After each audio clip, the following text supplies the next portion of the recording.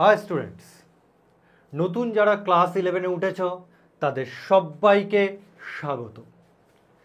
আমাদের মাধ্যমিকের রেজাল্ট বেশ কিছুদিন হলো বেরিয়েছে, কিন্তু রেজাল্ট বেরোনোর আগে অবধি অনেকেই অনিশ্চিত ছিলে যে তোমরা সায়েন্স নেবে কি সায়েন্স নেবে না।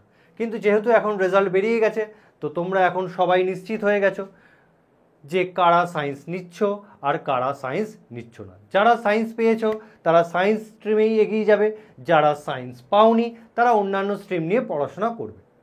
তো সায়েন্স নিলেই তো হয় না, সায়েন্স নেওয়ার পর একটা ভালো রেজাল্ট করতে হবে। যে স্বপ্ন দেখে সায়েন্সটাকে নিয়েছো সেই স্বপ্নটাকে সফল করতে হবে। তোমাদের এই স্বপ্নটাকে সফল করার জন্য, তোমাদেরকে অভীষ্ট লক্ষ্যে পৌঁছে দেওয়ার জন্য, তোমাদেরকে সঠিকভাবে গাইড করার জন্য আমরা এসওই বাংলা টিম তোমাদের পাশে আছি। আগেও ছিলাম, এখনও আছি, ভবিষ্যতেও তোমাদের পাশে থাকব। তোমাদের যে জার্নিটা ক্লাস 11 থেকে শুরু হয়ে যখন ক্লাস 12 শেষ করবে, যখন তুমি কম্পিটিটিভ এক্সাম দিয়ে শেষ করবে, সেই তত দূর পর্যন্ত আমরা তোমাদের পাশে আছি।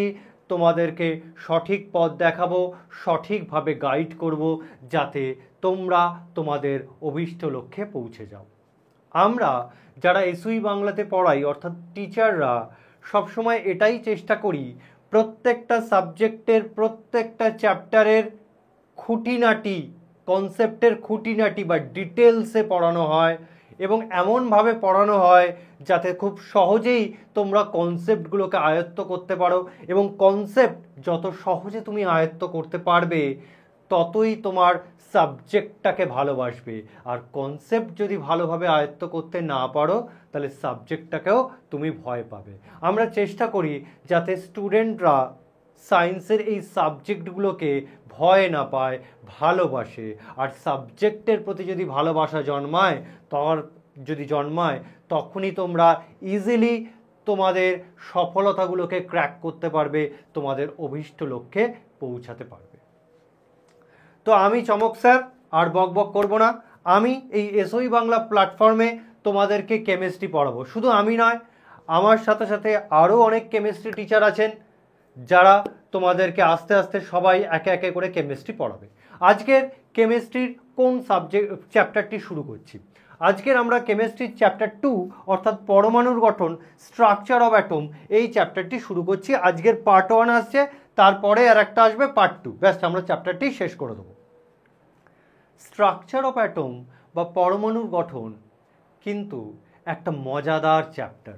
হ্যাঁ, একটা মজাদার চ্যাপ্টার, কিন্তু এই চ্যাপ্টারে যে কনসেপ্টগুলো আছে সেগুলো যদি ক্লিয়ার না হয় না, তাহলে এই মজাদার চ্যাপ্টার তোমাদের কাছে কঠিন হয়ে যাবে।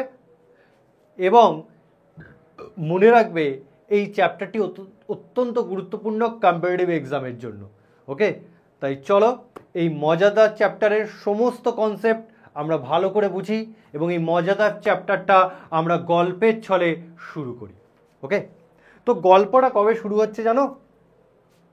এই গল্পটা শুরু হচ্ছে 150 বছর আগে। হ্যাঁ, ঠিক শুনছো, 150 বছর আগে এই চ্যাপ্টারের গল্প শুরু হচ্ছে, যখন ডাল্টন তার পরমাণুবাদ আমাদের কাছে দিয়েছিলেন। ডাল্টনের পরমাণুবাদে ডাল্টন কি বলেছিলেন? তিনি বলেছিলেন পদার্থের সবচেয়ে ক্ষুদ্রতম কণা হচ্ছে পরমাণু এবং পরমাণু হচ্ছে অবিভাজ্য। পরমাণুকে সৃষ্টি করা যায় না, পরমাণুকে ভাঙা যায় না। কিন্তু পরবর্তীকালে যখন ক্যাথোড রে, এক্স রে, তেজস্ক্রিয়তা ইত্যাদি আবিষ্কার হলো, আমরা দেখলাম যে পদার্থের সবচেয়ে ক্ষুদ্রতম কণা পরমাণু নয়, পরমাণুকেও ভাঙা যায়। পরমাণুকে ভাঙলে 35 ধরনের সাব অ্যাটমিক পার্টিকেল পাওয়া যায়। সাব অ্যাটমিক পার্টিকেল কি স্যার? সাব অ্যাটমিক পার্টিকেল হচ্ছে পরমাণুর থেকেও ছোট কণা, তাদেরকে আমরা বলি সাব অ্যাটমিক পার্টিকেল। তাহলে পরমাণুকে ভাঙলে আমরা 35 ধরনের সাব অ্যাটমিক পার্টিকেল পাই, যার মধ্যে 3টি হচ্ছে মূল কণা, ইলেকট্রন, প্রোটন, নিউট্রন। আর বাদবাকি যারা আছে তারা হচ্ছে আনস্টেবল পার্টিকেলস বা অস্থায়ী কণা। কারা আছে? Positron, neutrino, anti neutrino, alpha particle, pi meson, deuteron, etcetera. তাহলে চলো আমরা শুরু করি। আমরা চ্যাপ্টারটি শুরু করে দিই।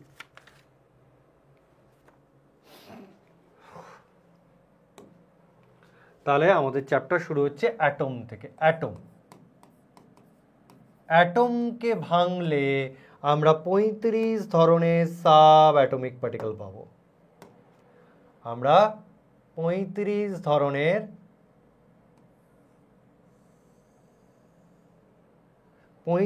ধরনের সাব অ্যাটমিক পার্টিকেল পাবো।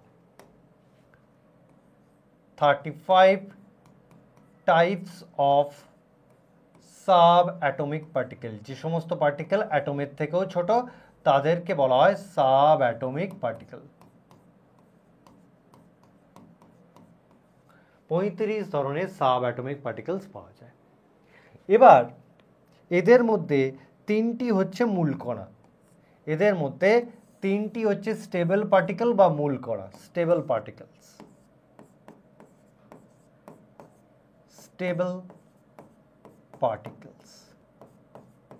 আর বাদবাকি হচ্ছে আনস্টেবল পার্টিকেলস বা অস্থায়ী কণা। ওকে, তাহলে এবার আমরা পড়ছি এই স্টেবল পার্টিকেলের মধ্যে কারা আছে। স্টেবল পার্টিকেলের মধ্যে 3 জনকে পাওয়া যায়। সেই 3 জন কারা? 1 নম্বর ইলেকট্রন, যেটা আবিষ্কার করেছিলেন বিজ্ঞানী থমসন। 2 নম্বর প্রোটন, যে কণাটাকে আবিষ্কার করেছিলেন রাদারফোর্ড। 3 নম্বর নিউট্রন, যেটা আবিষ্কার করেছিলেন বিজ্ঞানী স্যাডউইক। ওকে, এছাড়াও কিছু আনস্টেবল পার্টিকেল পাই।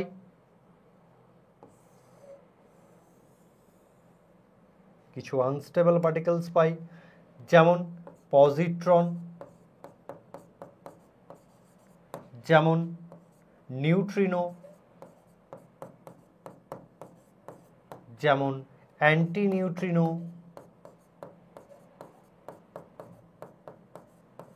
যেমন পাইমেসন, যেমন আলফা পার্টিকেলস, তারপরে ডয়টেরন এটসেট্রা ইত্যাদি হচ্ছে তোমার আনস্টেবল পার্টিকেলস। এবার আমরা কি পড়বো? এই যে 3টে স্টেবল পার্টিকেলস পেয়েছি, ইলেকট্রন, প্রোটন, নিউট্রন, এদের মাস আর চার্জ সম্বন্ধে পড়তে হবে বা আমাকে মনে রাখতে হবে, মুখস্থ রাখতে হবে। তো চলো এবার আমরা পড়ছি 3টে স্টেবল পার্টিকেলস। তাদের কি পড়বো? তাদের মাস অ্যান্ড চার্জ। তাদের কি মনে রাখতে হবে? তাদের ভর এবং চার্জ আমাকে মনে রাখতে হবে। মাস এবং চার্জ আমাকে মনে রাখতে হবে। তাহলে কি কি আছে? তাহলে 1 নম্বর হচ্ছে আমার ইলেকট্রন, তার মাস অ্যান্ড চার্জ পড়তে হবে। 2 নম্বর প্রোটন, 3 নম্বর নিউট্রন। তাহলে ইলেকট্রনের মাস কি? ইলেকট্রনের মাস কি? আমি এগুলো এসআই পদ্ধতিতে ভ্যালুগুলো লিখবো, তোমরা এটাকে সিজিএস পদ্ধতিতে কনভার্ট করে নিও। তাহলে ইলেকট্রনের মাস এসআই পদ্ধতিতে হচ্ছে 9.1 × 10⁻31 কেজি। তাহলে এর চার্জ কি? এর চার্জ হচ্ছে, যেহেতু ইলেকট্রনের চার্জ তাই এটাকে মাইনাস সাইন দিয়ে প্রকাশ করা হয়, 1.6 × 10⁻⁻19 কুলাম, 10⁻⁻19 কুলাম।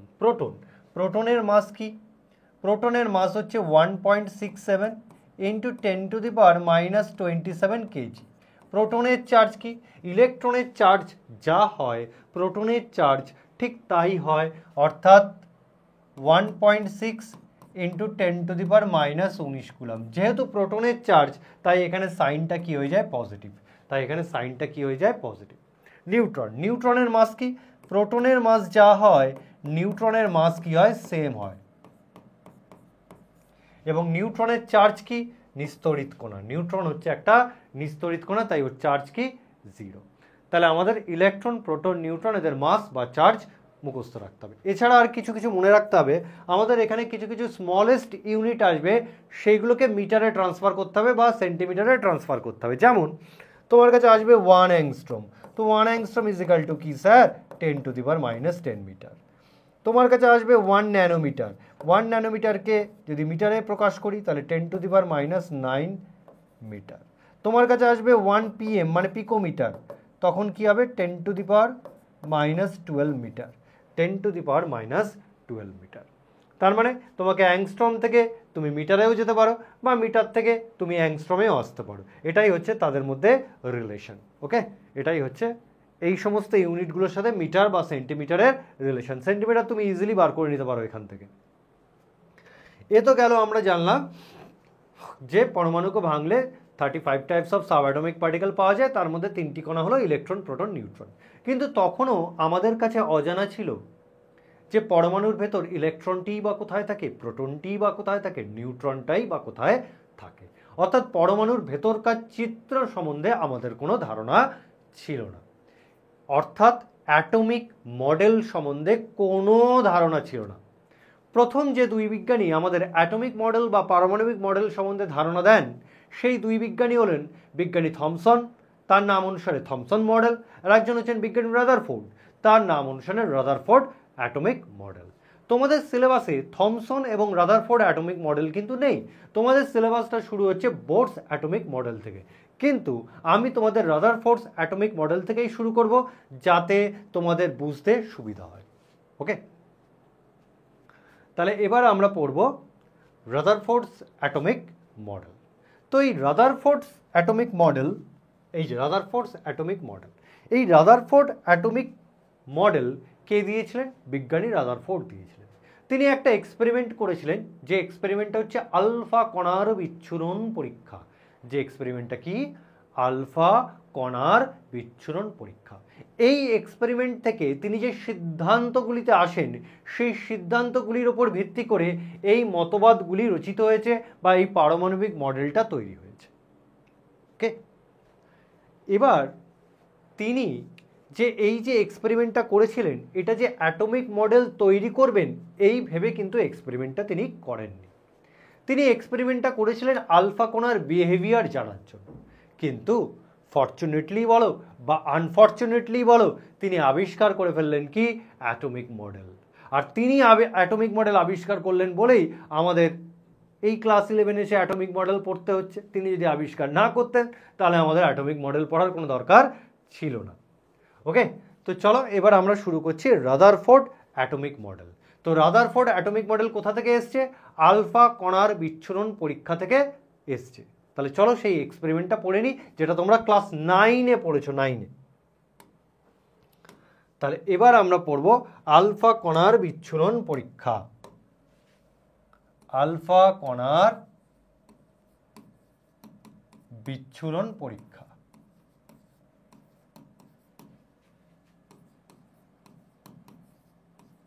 আলফা কণার বিচ্ছুরণ পরীক্ষা। আলফা কণার বিচ্ছুরণ পরীক্ষা। এই আলফা কণার বিচ্ছুরণ পরীক্ষা জন্য তিনি ফার্স্টে নিলেন একটা খুব সরু সোনার পাত, a thin, very thin gold sheet. Very thin gold sheet,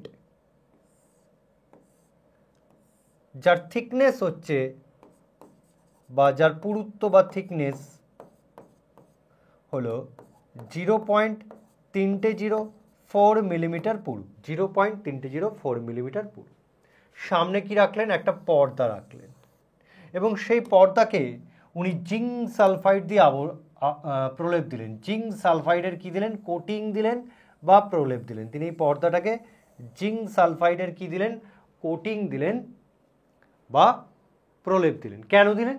actually যখনই আলফা কণা এই পর্দায় এসে টাচ করবে, সঙ্গে সঙ্গে একটা উজ্জ্বল আলোর ঝলকানি দেখতে পাবো, এবং সেখান থেকেই আমরা আলফা কণার গতিপথ সঠিকভাবে নির্ণয় করতে পারবো। তো সেই কারণে উনি পর্দাটাকে জিঙ্ক সালফাইডের একটা কোটিং দিলেন। জিঙ্ক সালফাইডের একটা কোটিং দিলেন। সামনে কি রাখলেন? সামনে নিলেন একটা বক্স। সেই বক্সের মধ্যে রাখলেন একটা রেডিও অ্যাক্টিভ আইসোটোপ। সেই বক্সের মধ্যে উনি রাখলেন একটা রেডিও অ্যাক্টিভ আইসোটোপ, ডেঞ্জার লাল, একটা রেডিও অ্যাক্টিভ আইসোটোপ। এই রেডিও অ্যাক্টিভ আইসোটোপটা কি? এই রেডিও অ্যাক্টিভ আইসোটোপটি হলো bismuth 214 83, bismuth 214 83। It is the source of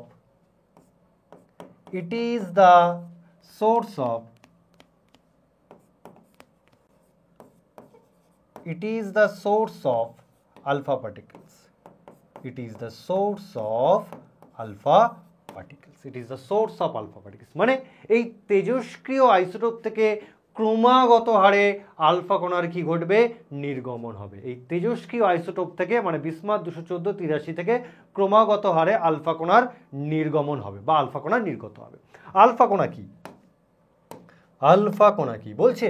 alpha কণা হলো 2 একক পজিটিভ চার্জবাহী 2 একক পজিটিভ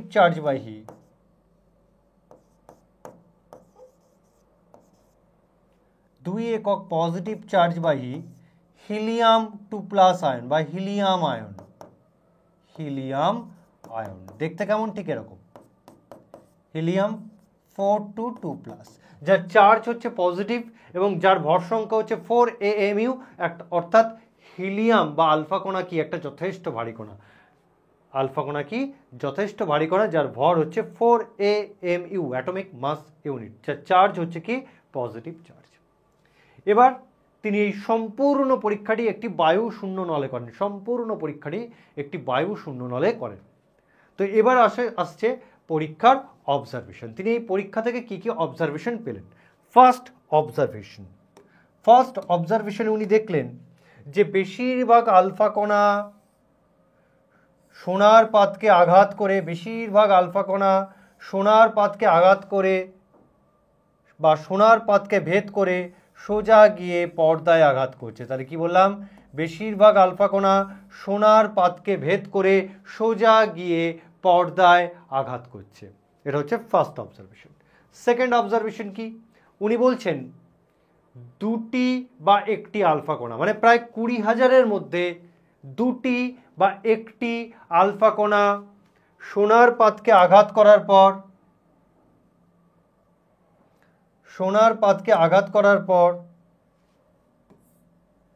দুটি বা একটি আলফা কণা সোনার পাতকে আঘাত করার পর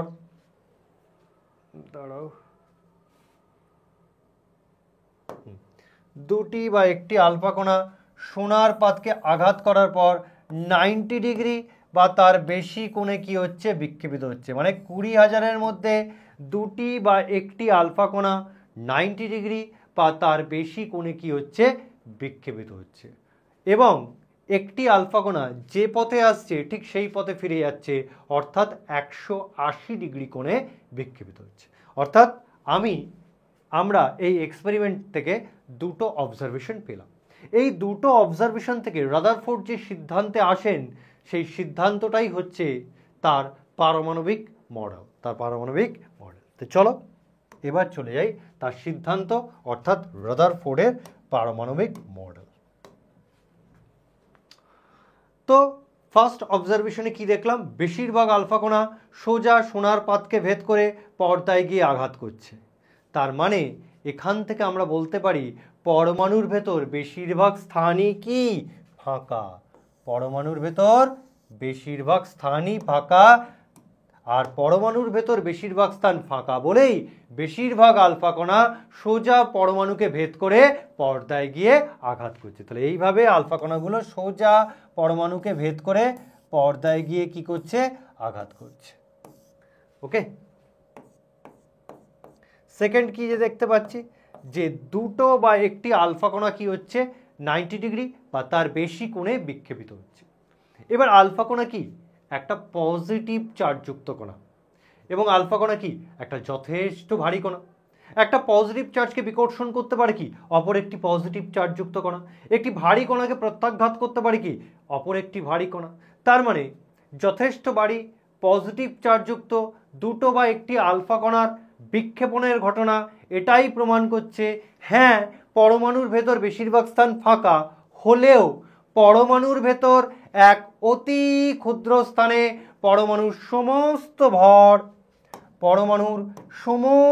ভর আর পজিটিভ চার্জ কেন্দ্রীভূত আছে। তাহলে কি বললাম, পরমাণুর আকারের তুলনায় এক অতি ক্ষুদ্র স্থানে পরমাণুর সমস্ত ভর আর পজিটিভ চার্জ কেন্দ্রীভূত আছে, এবং সেই ক্ষুদ্র অংশের সঙ্গে যখন আলফা কণার ধাক্কা লাগছে তখনই আলফা কণা কি হচ্ছে 90 ডিগ্রি বা তার বেশি কোণে বিক্ষেপিত হচ্ছে। তো রাদারফোর্ড এই ছোট্ট অংশটির নাম দেন নিউক্লিয়াস। কি নাম দেন? নিউক্লিয়াস। তাহলে দেখা গেল যে কি দেখা গেল যে পরমাণুর সমগ্র আয়তনের তুলনায় এক অতি ক্ষুদ্র স্থানে পরমাণু তার সমস্ত ভর ও চার্জকে কেন্দ্রীভূত রেখেছে, এবং সেই অংশের সঙ্গে যখন আলফা কণার ধাক্কা লাগছে তখনই আলফা কণা বিক্ষেপিত হচ্ছে। তার মানে দেখো, ফার্স্ট পয়েন্ট যেটা বলেছি, পরমাণুর অভ্যন্তরস্থ বেশিরভাগ স্থানই ফাঁকা। 2 নম্বর পয়েন্ট কি বলছে, পরমাণুর ভেতর পরমাণুর সমগ্র আকারের তুলনায় এক অতি ক্ষুদ্র স্থানে পরমাণুর সমস্ত ভর ও ধনাত্মক চার্জ কেন্দ্রীভূত থাকে, একে নিউক্লিয়াস বলে। থার্ড পয়েন্ট কি, তাহলে এখান থেকে একটা কনক্লুশনে আসতে পারি, নিউক্লিয়াসের আকার পরমাণুর সমগ্র আকারের তুলনায়, এখানে হবে পরমাণুর সমগ্র আকারের তুলনায়,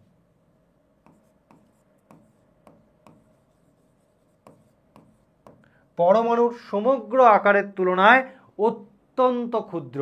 অর্থাৎ পরমাণুর আকার নিউক্লিয়াসের আকারের তুলনায় বহুগুণ বড়। মানে তুমি যদি একটা ক্রিকেট স্টেডিয়ামকে পরমাণু ভাবো, তাহলে ওই ক্রিকেট স্টেডিয়ামের ভিতর যে ক্রিকেট পিচটি রয়েছে সেটাই হচ্ছে তোমার নিউক্লিয়াস। এতটাই সাইজের পার্থক্য, এতটাই সাইজের পার্থক্য। এবং এখান থেকে কিন্তু নিটে কোশ্চেন এসছে। কি কোশ্চেন আসতে পারে দেখো, পরমাণুর ব্যাসার্ধ কত গো? আর অ্যাটম পরমাণুর ব্যাসার্ধ 1 অ্যাংস্ট্রম স্যার, 1 অ্যাংস্ট্রম মানে 10 to the power sir 10 metre. নিউক্লিয়াসের ব্যাসার্ধ আর এন ইউ স্যার 1 ফার্মি মানে 10 to the power minus 15 metre, 10 to the power minus 15 metre. এবার আমরা কি করছি, আমরা লিখছি R atom by R nucleus. তাহলে দেখো আর অ্যাটম কত, 10 টু দি পাওয়ার মাইনাস 10, আর আর নিউক্লিয়াস কত, 10 টু দি পাওয়ার মাইনাস 15। এদেরকে তুমি যদি ভাগ করো তাহলে তুমি পাবে 10 টু দি পাওয়ার 5। তার মানে তুমি দেখতেই পাচ্ছ পরমাণুর আকার পরমাণুর ব্যাসার্ধ নিউক্লিয়াসের ব্যাসার্ধের তুলনায় 10 টু দি পাওয়ার 5 গুণ বড়, অর্থাৎ 1 লক্ষ গুণ বড়। 10 টু দি পাওয়ার 5 মানে 1 লক্ষ গুণ বড়, অর্থাৎ পরমাণুর ব্যাসার্ধ নিউক্লিয়াসের ব্যাসার্ধের তুলনায় 1 লক্ষ গুণ বড়। তাহলে আকার কত বড়, আকার কত বড়? তো চলো দেখি আকারটা বার করে ফেলি। আকার, তাহলে ভি অ্যাটম বার করছি বাই ভি নিউক্লিয়াস। এখন অ্যাটমকে গোলক হিসাবে কল্পনা করা হয়। গোলকের আয়তন কি করে বার করা হয়? 4/3 পাই আর কিউ। তাহলে অ্যাটমের আয়তন কি করে বার করব? 4/3 pi R atom whole cube, মানে 4/3 পাই আর অ্যাটম, অ্যাটমের রেডিয়াস কত, 10 to the power minus 10, 10 to the power minus 10 whole cube. নিউক্লিয়াসের আয়তন কত হবে? 4/3 pi R nucleus whole cube, 4/3 pi R nucleus. নিউক্লিয়াসের ব্যাসার্ধ কত, 10 টু দি পাওয়ার মাইনাস 15 তার হোল কিউব। এবার দেখো 4/3 পাই 4/3 পাই কেটে গেল, তাহলে এখান থেকে তোমার পড়ে থাকছে কি, 10 টু দি পাওয়ার মাইনাস 30 পড়ে থাকছে, নিচে আসছে 10 টু দি পাওয়ার মাইনাস 45। ভাগ করলে কত আসবে? ভাগ করলে আসবে V atom by V nucleus is equal to আসবে 10 টু দি পাওয়ার 15। অর্থাৎ পরমাণুর আকার তার নিউক্লিয়াসের আকারের তুলনায় 10 টু দি পাওয়ার 15 গুণ বড়। 10 টু দি পাওয়ার 15 গুণ বড় মানে একের পরে 15টা শূন্য বসালে যে ভ্যালুটা পাবে তত গুণ পরমাণুর আকার বড়। কার তুলনায় বড়? নিউক্লিয়াসের আকারের তুলনায় বড়। এতটাই বড় পরমাণুর আকার। তাহলে তোমাকে মনে রাখতে হবে কি, এই জিনিসগুলো তোমাকে একটু মনে রাখতে হবে, এই জিনিসগুলো তোমাকে একটু মনে রাখতে হবে, এবং এখান থেকেই কিন্তু পরীক্ষায় কোশ্চেন করে দেবে, এখান থেকেই পরীক্ষায় কোশ্চেন করে দেবে। নেক্সট কি বলছে, ইলেকট্রনগুলি নিউক্লিয়াসকে কেন্দ্র করে বিভিন্ন বৃত্তাকার কক্ষপথে পরিভ্রমণ করে। তাহলে রাদারফোর্ড নেক্সট কি বলছেন, যে নিউক্লিয়াসকে কেন্দ্র করে বিভিন্ন বৃত্তাকার কক্ষপথে, এটা মনে রাখবে সার্কুলার অরবিটস, বৃত্তাকার কক্ষপথে ইলেকট্রনগুলো কি করে, পরিভ্রমণ করে, ইলেকট্রনগুলো কি করে, পরিভ্রমণ করে।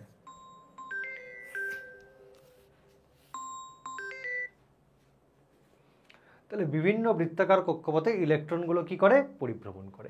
এবার দেখো নিউক্লিয়াসের চার্জ কি, পজিটিভ, এবং নিউক্লিয়াসের ভর যথেষ্ট বেশি।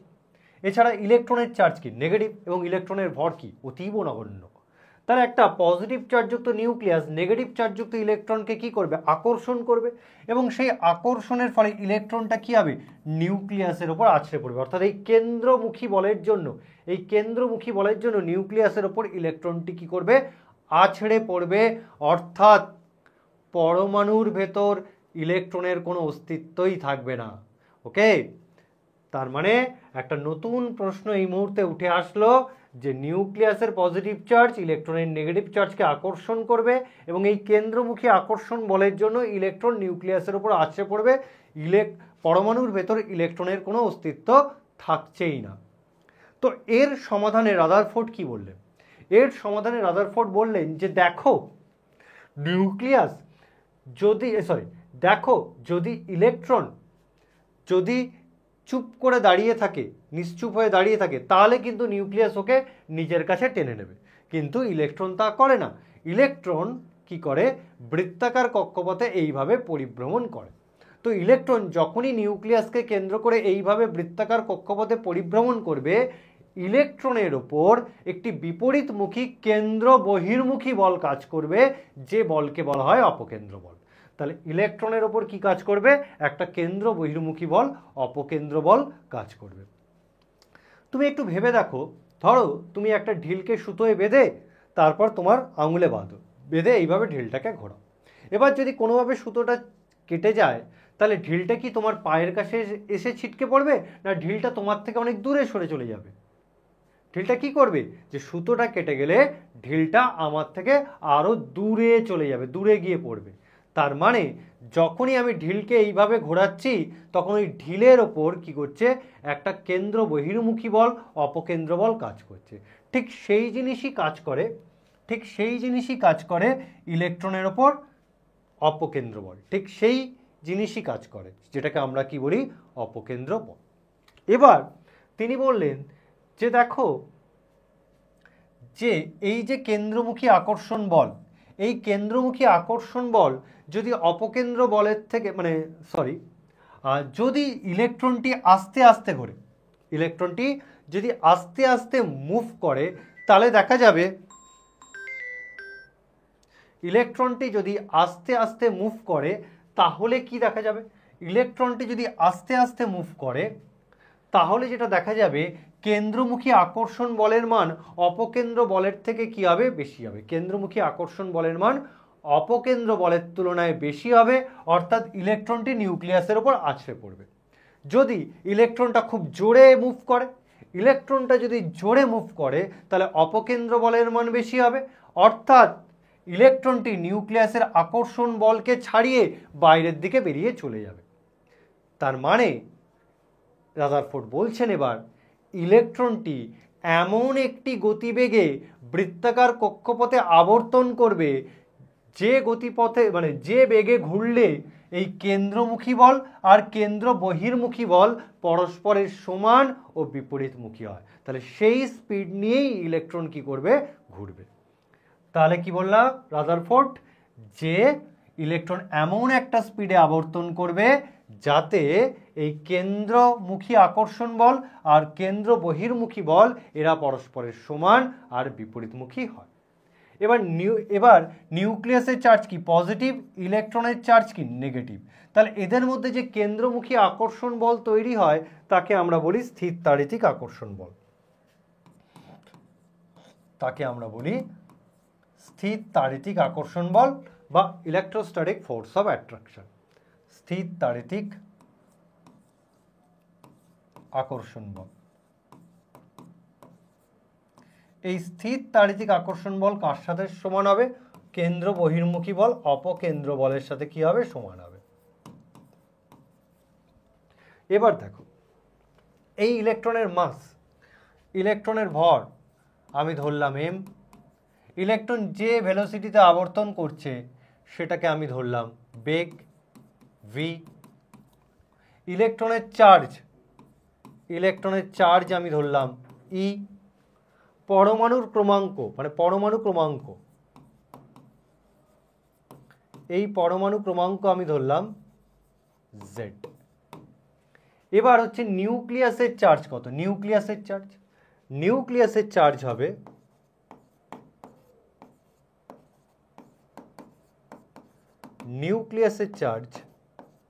হবে ZE, নিউক্লিয়াসের চার্জ কত হবে ZE। কোথা থেকে বললাম আমি আসছি। এবার নিউক্লিয়াস থেকে ইলেকট্রন পর্যন্ত এই ডিস্টেন্সটাকে বলবো ব্যাসার্ধ a, এই ডিস্টেন্সটাকে আমি বলবো ব্যাসার্ধ মানে স্মল r। এবার হচ্ছে স্যার এই আপনি নিউক্লিয়াসের চার্জ যে ZE লিখলেন, এটা কিভাবে লিখলেন নিউক্লিয়াসের চার্জ ZE? দেখো পরমাণু ক্রমাঙ্ক কত z, পরমাণু ক্রমাঙ্ক কত z। এবার আমাকে বলো পরমাণু ক্রমাঙ্ক যদি z হয় তাহলে তার মধ্যে প্রোটন সংখ্যা কত থাকবে, তার মধ্যে প্রোটন সংখ্যা ZE হবে। এবং প্রোটনগুলো কোথায় থাকে, প্রোটনগুলো নিউক্লিয়াসের মধ্যে থাকে। অর্থাৎ নিউক্লিয়াসের চার্জ কেন তৈরি হয়, প্রোটনের চার্জের জন্য। নিউক্লিয়াসের চার্জ কেন হয়, প্রোটনের চার্জের জন্য। তাহলে প্রোটনের charge is equal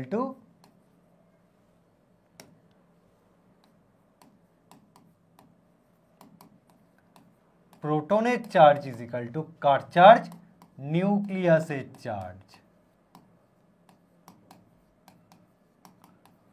প্রোটনের charge is equal to কার চার্জ, নিউক্লিয়াসের চার্জ। কেন, কারণ নিউক্লিয়াসের মধ্যেই প্রোটন থাকে আর প্রোটনের চার্জই হয় কি নিউক্লিয়াসের চার্জ। এবার পরমাণু ক্রমাঙ্ক যদি z হয় তাহলে নিউক্লিয়াসে কতগুলো প্রোটন থাকবে, স্যার নিউক্লিয়াসে z সংখ্যক প্রোটন থাকবে। এবার প্রোটনের চার্জ আর ইলেকট্রনের চার্জ কি সেম, ম্যাগনিটিউড কি সেম, আজকেরই আমরা করিয়েছি। দেখো প্রোটনের চার্জ আর ইলেকট্রনের চার্জ কি সেম, শুধু সাইনের তফাৎ, অর্থাৎ ম্যাগনিটিউড বা ভ্যালুটা কি সেম। তার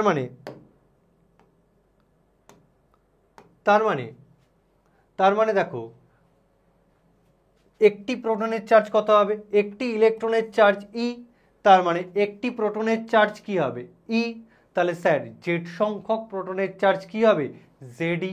আর প্রোটনের চার্জ যদি ZE হয় তাহলে নিউক্লিয়াসের চার্জও কি হবে ZE। বুঝতে পারলে, যেহেতু পরমাণু ক্রমাঙ্ক z, আমার নিউক্লিয়াসের মধ্যে থাকবে z সংখ্যক প্রোটন, আর প্রত্যেকটি প্রোটনের চার্জ কি e, কারণ ইলেকট্রনের চার্জ যেহেতু e, তাহলে প্রত্যেকটি প্রোটনের চার্জ কি e, তাহলে z সংখ্যক প্রোটনের চার্জ কি ZE। তাহলে প্রোটনের চার্জ কি আসলো আমার ZE, তার মানে আমার নিউক্লিয়াসের চার্জ কি হবে ZE, নিউক্লিয়াসের চার্জ কি হবে ZE। এবার এই স্থির তাড়িতিক আকর্ষণ বল মানে কি, কুলম্বীয় আকর্ষণ বল। স্থির তাড়িতিক আকর্ষণ বল মানে কি, কুলম্বীয় আকর্ষণ বল। তো কুলম্বীয় আকর্ষণ বল কি ফর্মুলায় বের করা হয়, কি করে বার করি, F is equal to K into Q1 into Q2 divide by distance square. তাহলে স্থির তাড়িতিক আকর্ষণ বল কি করে বার করা হয়, ফর্মুলা হচ্ছে এটাই। স্থির তাড়িতিক আকর্ষণ বল মানে কুলম্বীয় আকর্ষণ বল, সেটা F ইজ ইকাল টু কি K into Q1 into Q2 divide by distance square. এবার আমাকে বলো স্থির তাড়িতিক আকর্ষণ বল কি আসছে, K, Q1 মানে আমি ধরে নিলাম নিউক্লিয়াসের চার্জ কত ZE, স্যার ZE। Q2 মানে ইলেকট্রনের চার্জ কত E, ইলেকট্রনের চার্জ হচ্ছে E, ডিভাইড বাই ডিস্টেন্স কত, এদের মধ্যে ডিস্টেন্স হচ্ছে r, ব্যাসার্ধ, তাহলে r স্কোয়ার। তাহলে এখান থেকে যে স্থির তাড়িতিক আকর্ষণ বলের মান পাচ্ছি সেটা কত হচ্ছে, সেটা আমার কত আসছে, K ZE into E ZE square by r square is equal to অপকেন্দ্র বল বার করার ফর্মুলা হচ্ছে mv স্কোয়ার বাই r। অপকেন্দ্র বল বার করার ফর্মুলা হচ্ছে mv স্কোয়ার বাই r, যেখানে mটা হচ্ছে ইলেকট্রনের মাস আর vটা হচ্ছে ইলেকট্রনের বেগ। এবার যদি এই যে এক্সপ্রেশন আমি পেয়েছি, এই যে এক্সপ্রেশনটা আমি পেলাম, এই যে এক্সপ্রেশনটা আমি পেলাম, এটাকে যদি সিজিএস ইউনিটে লিখতে চাই, এটা যদি সিজিএস ইউনিটে লিখতে চাই, সিজিএস ইউনিটে এই ধ্রুবক কে এর মান 1 ধরা হয়, এই ধ্রুবক কে এর মান 1 ধরা হয়, অর্থাৎ ফর্মুলা তখন আমার কি আসবে, Z square by r square is equal to mv square by r. তাহলে সিজিএস পদ্ধতিতে আমার কে এর ভ্যালু কত ধরা হয়, 1 ধরা হয়, তখন ফর্মুলাটা কিভাবে আসবে, ফর্মুলাটার আপডেটেড ফর্ম কি হবে, Z square by r square is equal to mv square by r. Okay, তাহলে এই ছিল তোমার রাদারফোর্ডের অ্যাটমিক মডেল। এবার আমরা চলে যাব রাদারফোর্ড অ্যাটমিক মডেলের লিমিটেশন বা সীমাবদ্ধতা। এবার আমরা চলে যাব রাদারফোর্ডের অ্যাটমিক মডেলের সীমাবদ্ধতা বা লিমিটেশন। সেটা কি?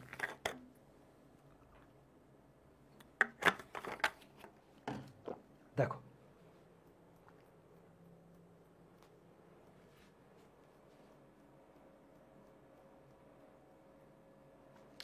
রাদারফোর্ডের অ্যাটমিক মডেলের সীমাবদ্ধতা। প্রথম সীমাবদ্ধতা কি বলছে, পরমাণুর গঠনের স্থায়িত্ব ব্যাখ্যা করতে পারে না। রাদারফোর্ডের অ্যাটমিক মডেল পরমাণুর গঠনের স্থায়িত্ব ব্যাখ্যা করতে পারে না। দেখো, এই রাদারফোর্ডের পারমাণবিক মডেল তৈরি হওয়ার আগে একটা থিওরি এসেছিল, সেটা হচ্ছে ম্যাক্সওয়েলের তড়িৎ চুম্বকীয় তত্ত্ব বা ম্যাক্সওয়েলের ইলেকট্রোম্যাগনেটিক থিওরি। তো ম্যাক্সওয়েলের তড়িৎ চুম্বকীয় তত্ত্বে কি বলছে, ম্যাক্সওয়েলের তড়িৎ চুম্বকীয় তত্ত্বে বলছে যে কোনো গতিশীল কণায়, কোনো চার্জযুক্ত গতিশীল কণায়, কোনো চার্জযুক্ত গতিশীল কণায় ত্বরণ সৃষ্টি হলে, ত্বরণ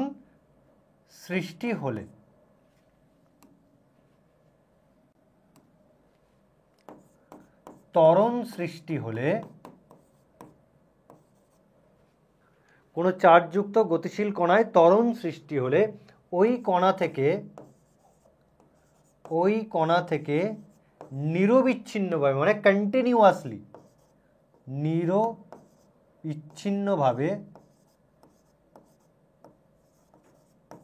শক্তি নির্গত হয়,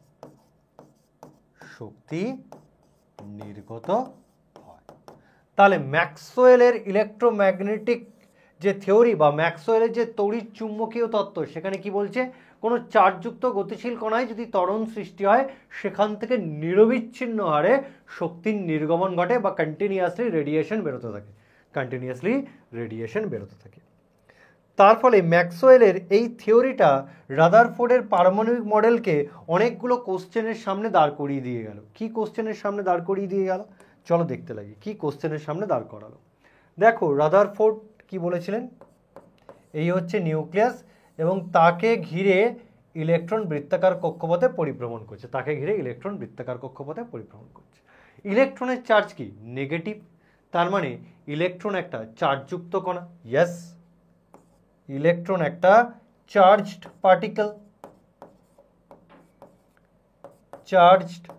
পার্টিকেল, ইয়েস, ইলেকট্রন একটা চার্জযুক্ত কণা। এবার ইলেকট্রন কি করছে, এইভাবে বৃত্তাকার কক্ষপথে কি করছে, আবর্তন করছে, মানে ইলেকট্রন কি আছে, গতিশীল অবস্থায় আছে। হ্যাঁ, এটাও তো ঠিক, ইলেকট্রন গতিশীল অবস্থায় আছে।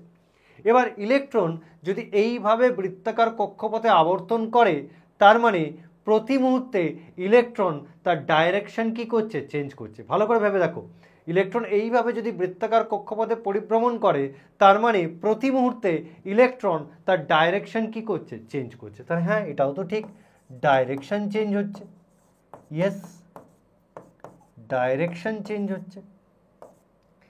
এবার ডাইরেকশন যদি চেঞ্জ হয়, তার মানে তার ভেলোসিটিও কি হবে, চেঞ্জ হবে, ইয়েস, এটাও তো ঠিক।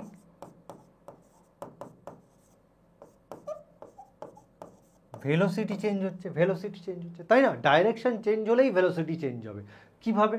ধরো তুমি এখান থেকে কোনো একটা ডিস্টেন্স সোজা অতিক্রম করতে চাইছো, তাহলে তুমি একটা নির্দিষ্ট বেগে এগোতে পারবে বা নির্দিষ্ট ভেলোসিটিতে এগোবে। কিন্তু যদি তুমি এইভাবে যাও, কিছুটা গেলে, তারপরে একটা বাঁক নিলে, তারপর আবার একটা বাঁক নিলে, তারপর আবার একটা বাঁক নিলে।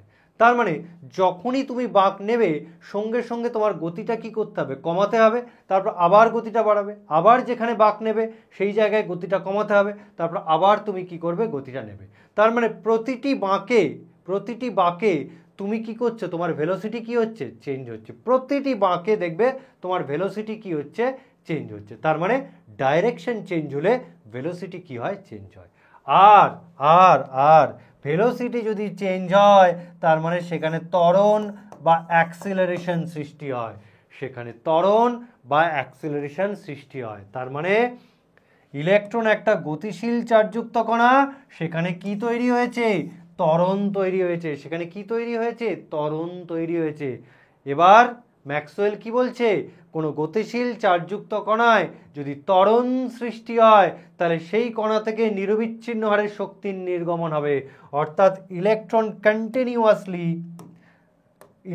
কন্টিনিউয়াসলি রেডিয়েট করবে, অর্থাৎ ইলেকট্রন কন্টিনিউয়াসলি শক্তির নির্গমন করবে।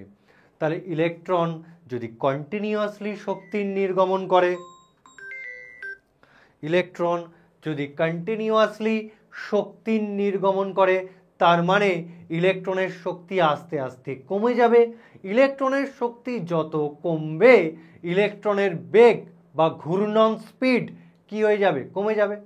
ইলেকট্রনের স্পিড কি হয়ে যাবে, কমে যাবে। ইলেকট্রনের স্পিড কমে যাওয়ার অর্থই হলো নিউক্লিয়াসের আকর্ষণ বলের প্রভাবে ইলেকট্রনটি একটি স্পাইরাল পথ অতিক্রম করে নিউক্লিয়াসের ওপর আছড়ে পড়বে। ঠিক এইভাবে একটা স্পাইরাল পথ অতিক্রম করে নিউক্লিয়াসের ওপর ইলেকট্রনটি কি করবে, আছড়ে পড়বে। অর্থাৎ পরমাণুর ভেতর ইলেকট্রনের কোনো অস্তিত্বই থাকবে না, অর্থাৎ পরমাণুর স্টেবিলিটিই থাকবে না, পরমাণুর কোনো স্থায়িত্বই থাকবে না। তার মানে রাদারফোর্ড পরমাণুর স্টেবিলিটি ব্যাখ্যা করতে পারছে না, কিন্তু প্রকৃতপক্ষে আমরা জানি পরমাণুর ভেতর ইলেকট্রনের অস্তিত্ব আছে, তাই তো? কিন্তু রাদারফোর্ডের অ্যাটমিক মডেল সেটা ব্যাখ্যা করতে পারলো না। এটাই হচ্ছে তোমার লিমিটেশন। সেকেন্ড লিমিটেশন কি, সেকেন্ড লিমিটেশন আমরা জাস্ট পড়ব। এই মডেল অনুযায়ী পরমাণুর বর্ণালী কি হবে, নিরবিচ্ছিন্ন বর্ণালী হবে। মানে যেহেতু ইলেকট্রন কন্টিনিউয়াসলি এনার্জি এমিট করছে, তাই যেহেতু কন্টিনিউয়াসলি এনার্জি এমিট করছে তাহলে তার যে বর্ণালী হবে সেটা একটা কন্টিনিউয়াস স্পেকট্রাম। তার বর্ণালীটা কি হবে, একটা কন্টিনিউয়াস হবে, বা এটাকে আমরা কি বলবো, কন্টিনিউয়াস স্পেকট্রাম। কিন্তু প্রকৃতপক্ষে পরমাণুর বর্ণালী কি হয়, বিচ্ছিন্ন রেখা বর্ণালী, অর্থাৎ লাইন স্পেকট্রাম হয়। কি হয়, লাইন স্পেকট্রাম। তার মানে পরমাণু থেকে নিরবিচ্ছিন্ন হারে শক্তির নির্গমন হয় না, পরমাণু থেকে মাঝে মধ্যে প্যাকেট রূপে শক্তির নির্গমন হয়। সেই জন্য পরমাণুর বর্ণালী কি হয়, লাইন স্পেকট্রা হয়। পরমাণুর বর্ণালী কি হয়, বিচ্ছিন্ন হয়, পরমাণুর বর্ণালী কন্টিনিউয়াস হয় না। এবার বর্ণালী কি জিনিস স্যার, বর্ণালী কি জিনিস, আসবো। স্পেকট্রাম বা বর্ণালী কি জিনিস আমরা আসবো। তাহলে এই ছিল রাদারফোর্ডের পরমাণু মডেলের সীমাবদ্ধতা। তো রাদারফোর্ডের পরমাণু মডেল যখন ব্যর্থ হয়ে গেল তারপরেই আসে তোমাদের বোরের পারমাণবিক মডেল, যেটা তোমাদের সিলেবাসে আছে। এবার তার আগে আমাদের পড়তে হবে প্লাঙ্কের কোয়ান্টাম তত্ত্ব।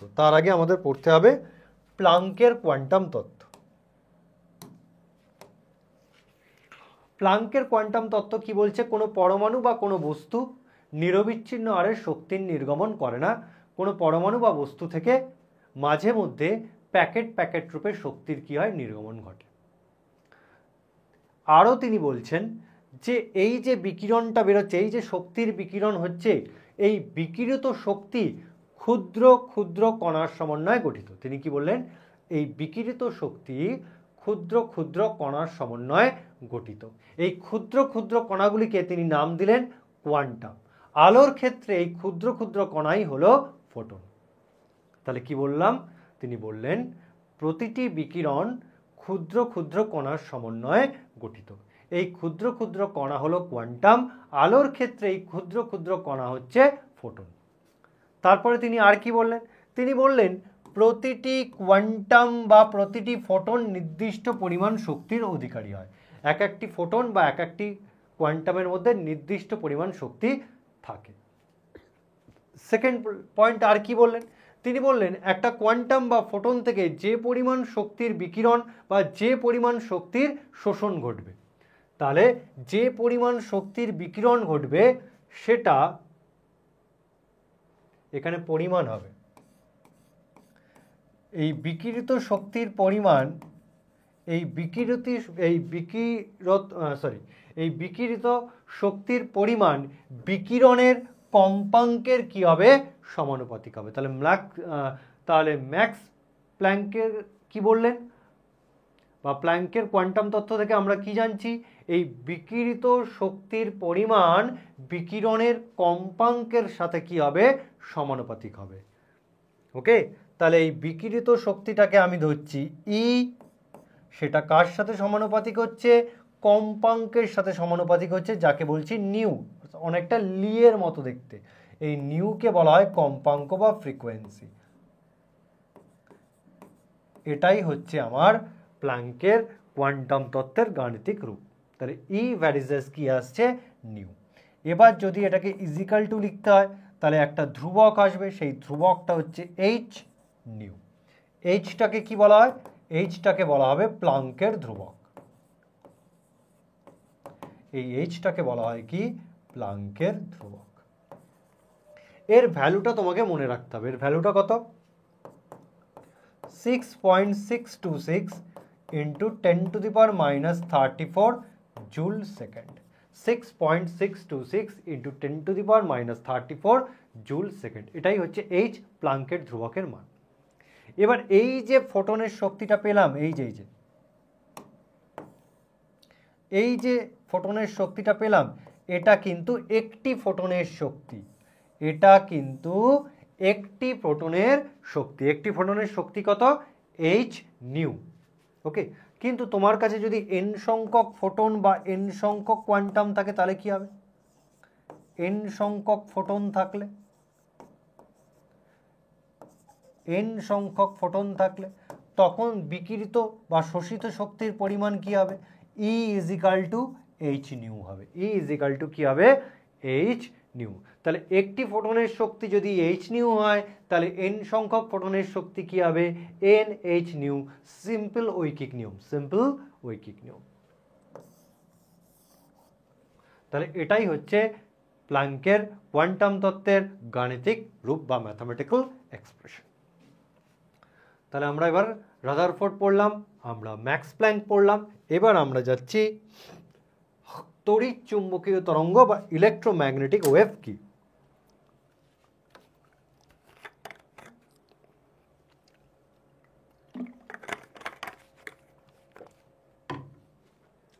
তড়িৎ চুম্বকীয় তরঙ্গ বা ইলেকট্রোম্যাগনেটিক ওয়েভ। তড়িৎ চুম্বকীয় তরঙ্গ কারা, যেমন আলো, যেমন কসমিক রে, যেমন ইনফ্রারেড রে, যেমন মাইক্রোওয়েভ রে, তারপরে ইউভি রে, ওকে, তারপরে এক্স রে ইত্যাদি হচ্ছে কি আমার তড়িৎ চুম্বকীয় তরঙ্গ। তা একটা তড়িৎ চুম্বকীয় তরঙ্গ কিভাবে এগোয়, ধরো এই একটা পয়েন্ট, সেখান থেকে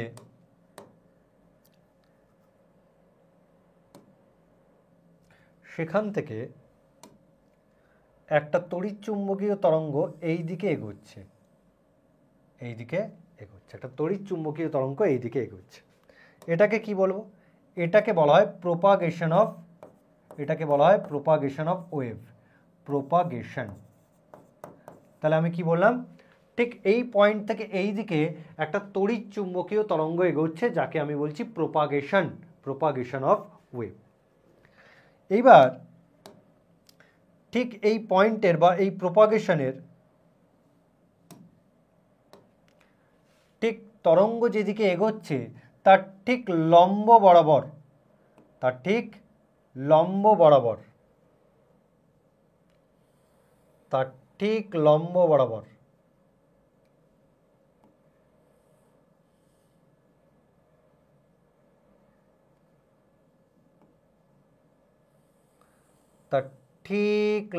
বরাবর তৈরি হচ্ছে ইলেকট্রিক্যাল ফিল্ড। তার ঠিক লম্ব বরাবর জেনারেট কি হচ্ছে, তার ঠিক লম্ব বরাবর তৈরি হচ্ছে ইলেকট্রিক্যাল ফিল্ড।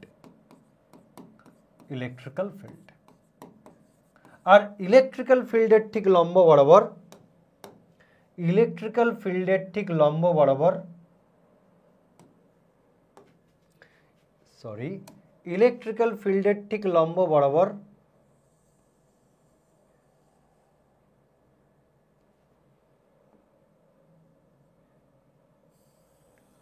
ইলেকট্রিক্যাল ফিল্ডের ঠিক লম্ব বরাবর, ইলেকট্রিক ফিল্ডের ঠিক লম্ব বরাবর তৈরি হচ্ছে magnetic field. Magnetic field, magnetic field. তাহলে কি বললাম? তরঙ্গ যেদিকে এগোচ্ছে তার ঠিক লম্ব বরাবর তৈরি হচ্ছে ইলেকট্রিক্যাল ফিল্ড। ইলেকট্রিক্যাল ফিল্ডের লম্ব বরাবর তৈরি হচ্ছে কি? একটা ইলেকট্রিক ফিল্ডের লম্ব বরাবর তৈরি হচ্ছে ম্যাগনেটিক ফিল্ড। অর্থাৎ প্রোপাগেশনের সঙ্গে ম্যাগনেটিক ফিল্ডের 90 ডিগ্রি অ্যাঙ্গেল, প্রোপাগেশনের সঙ্গে ইলেকট্রিক ফিল্ডের 90 ডিগ্রি, আবার ইলেকট্রিক ফিল্ডের সঙ্গে ম্যাগনেটিক ফিল্ডের কি সম্পর্ক? 90 ডিগ্রি কোণ, 90 ডিগ্রি অ্যাঙ্গেলে আছে। অর্থাৎ এটা যদি এক্স অ্যাক্সিস হয়, এটা ওয়াই অ্যাক্সিস, আর ম্যাগনেটিক ফিল্ড হয়ে যাবে জেড অ্যাক্সিস। তাহলে দেখো, তাহলে কিভাবে এগোচ্ছে তরঙ্গটা? এই হচ্ছে তোমার ইলেকট্রিক্যাল ফিল্ড জেনারেট করছে, এই হচ্ছে তোমার একটা ইলেকট্রিক্যাল ফিল্ড। তাহলে ম্যাগনেটিক ফিল্ড কিভাবে আসছে? তাহলে ম্যাগনেটিক ফিল্ড কিভাবে যাচ্ছে? ম্যাগনেটিক ফিল্ড এইভাবে যাচ্ছে,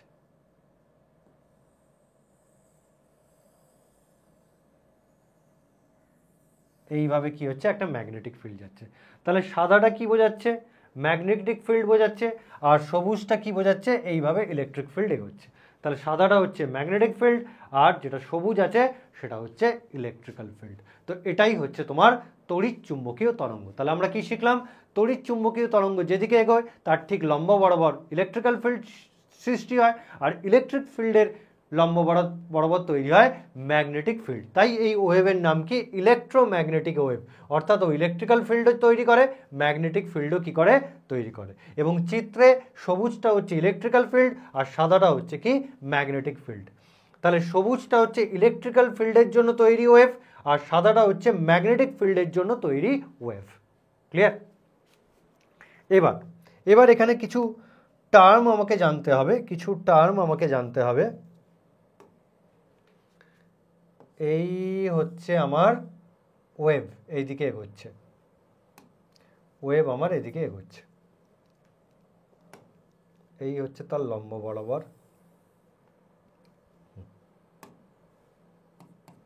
ওকে, তাহলে ওয়েভটাকে আঁকি একটু ভালো করে। এই এই এই এই এই আর একটু এগিয়ে দিতে হবে, আর একটু এটা এগিয়ে যাবে। এটাই হচ্ছে আমার কি? Electromagnetic wave.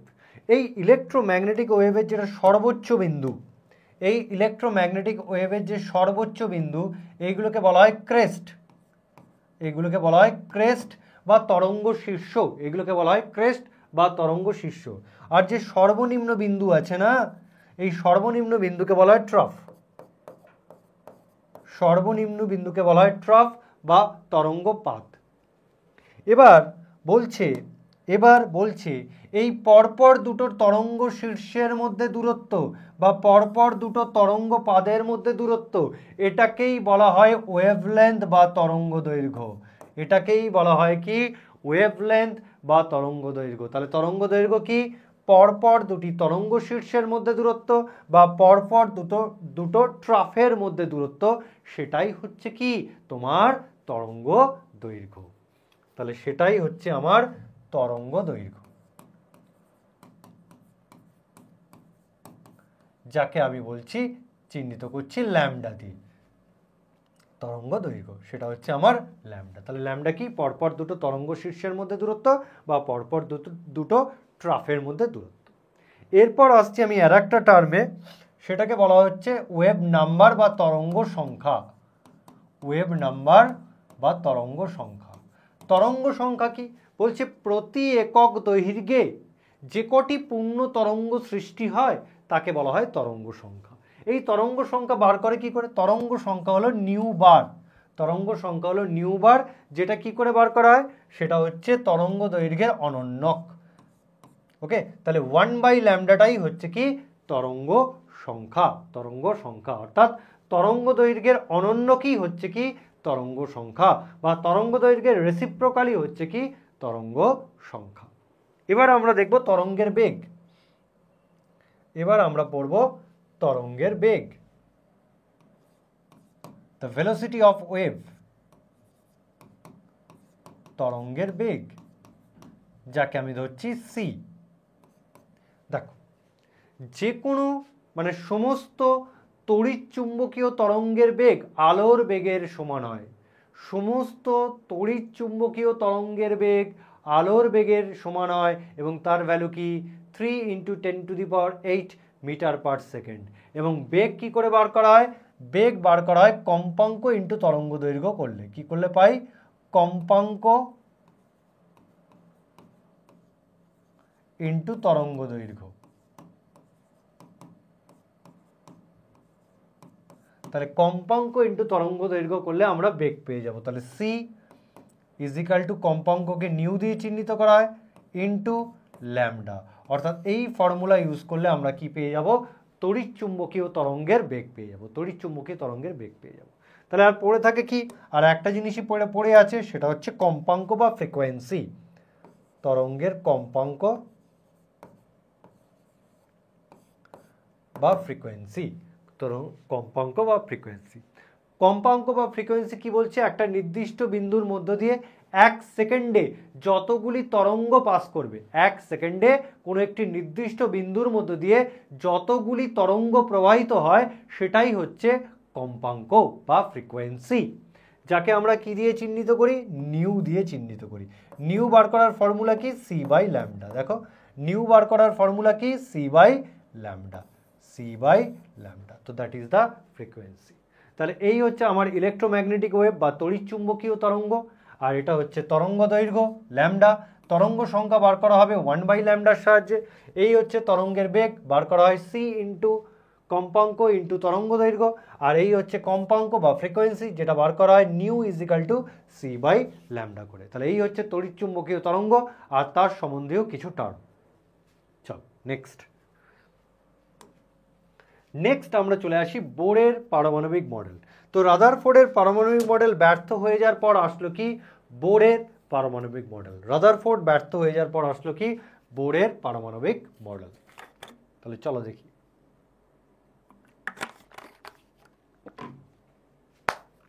রাদারফোর্ড কি বলেছিলেন? রাদারফোর্ড বলেছিলেন যে নিউক্লিয়াসকে কেন্দ্র করে ইলেকট্রনগুলি যে কোনো বৃত্তাকার কক্ষপথে পরিভ্রমণ করতে পারে। বোর কি বললেন? না, ইলেকট্রন নিউক্লিয়াসকে কেন্দ্র করে যে কোনো বৃত্তাকার কক্ষপথে পরিভ্রমণ করতে পারে না। ইলেকট্রনগুলি নির্দিষ্ট ব্যাসার্ধের কতকগুলি বৃত্তাকার কক্ষপথে পরিভ্রমণ করতে পারে। তাহলে তিনি কি বললেন? ইলেকট্রন নিজের পছন্দ মতো যে কোনো বৃত্তাকার কক্ষপথে পরিভ্রমণ করতে পারে না। ইলেকট্রন কতগুলি নির্দিষ্ট ব্যাসার্ধের বৃত্তাকার কক্ষপথে পরিভ্রমণ করতে পারে, অর্থাৎ ও কতকগুলি ফিক্সড সার্কুলার অরবিটে আবর্তন করতে পারে। সমস্ত সার্কুলার অরবিটে আবর্তন করতে পারে না। প্রশ্ন হচ্ছে, ও কোন কোন ফিক্সড সার্কুলার অরবিটে আবর্তন করবে? তো তার উত্তরে বোর বলছে, ও সেই সমস্ত বৃত্তাকার কক্ষপথে আবর্তন করবে যে সমস্ত বৃত্তাকার কক্ষপথে আবর্তনের সময় ইলেকট্রনের কৌণিক ভরবেগের মান h/2π বা h/2π এর সরল গুণিতক হবে। তাহলে বোর কি বললেন?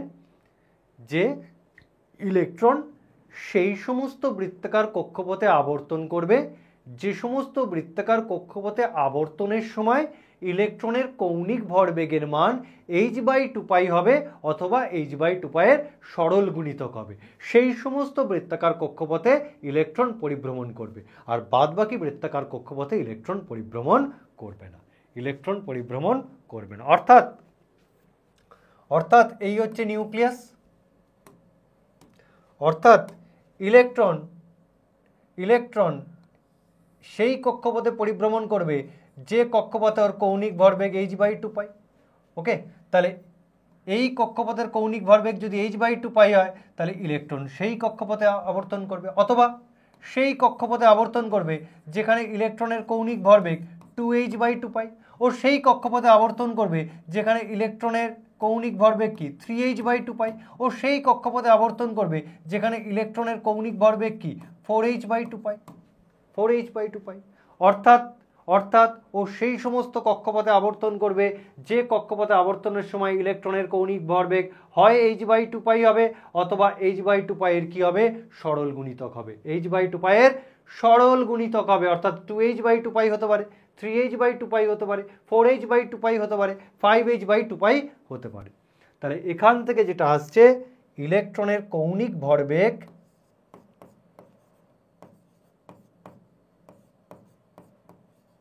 আচ্ছা এখানে লিখবো না, বাইরে লিখি। তাহলে ফার্স্ট মতবাদ থেকে আমি পাচ্ছি ইলেকট্রনের কৌণিক ভরবেগ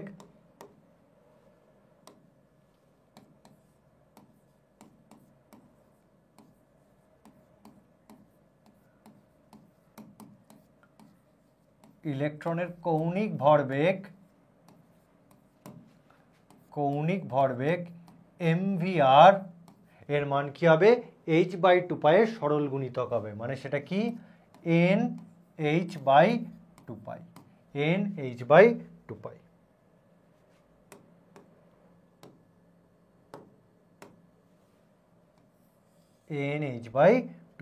যেখানে nটা কি ইন্টিজার, মানে n এর ভ্যালু কত হবে 1 2 3 4 ইত্যাদি পূর্ণ সংখ্যা।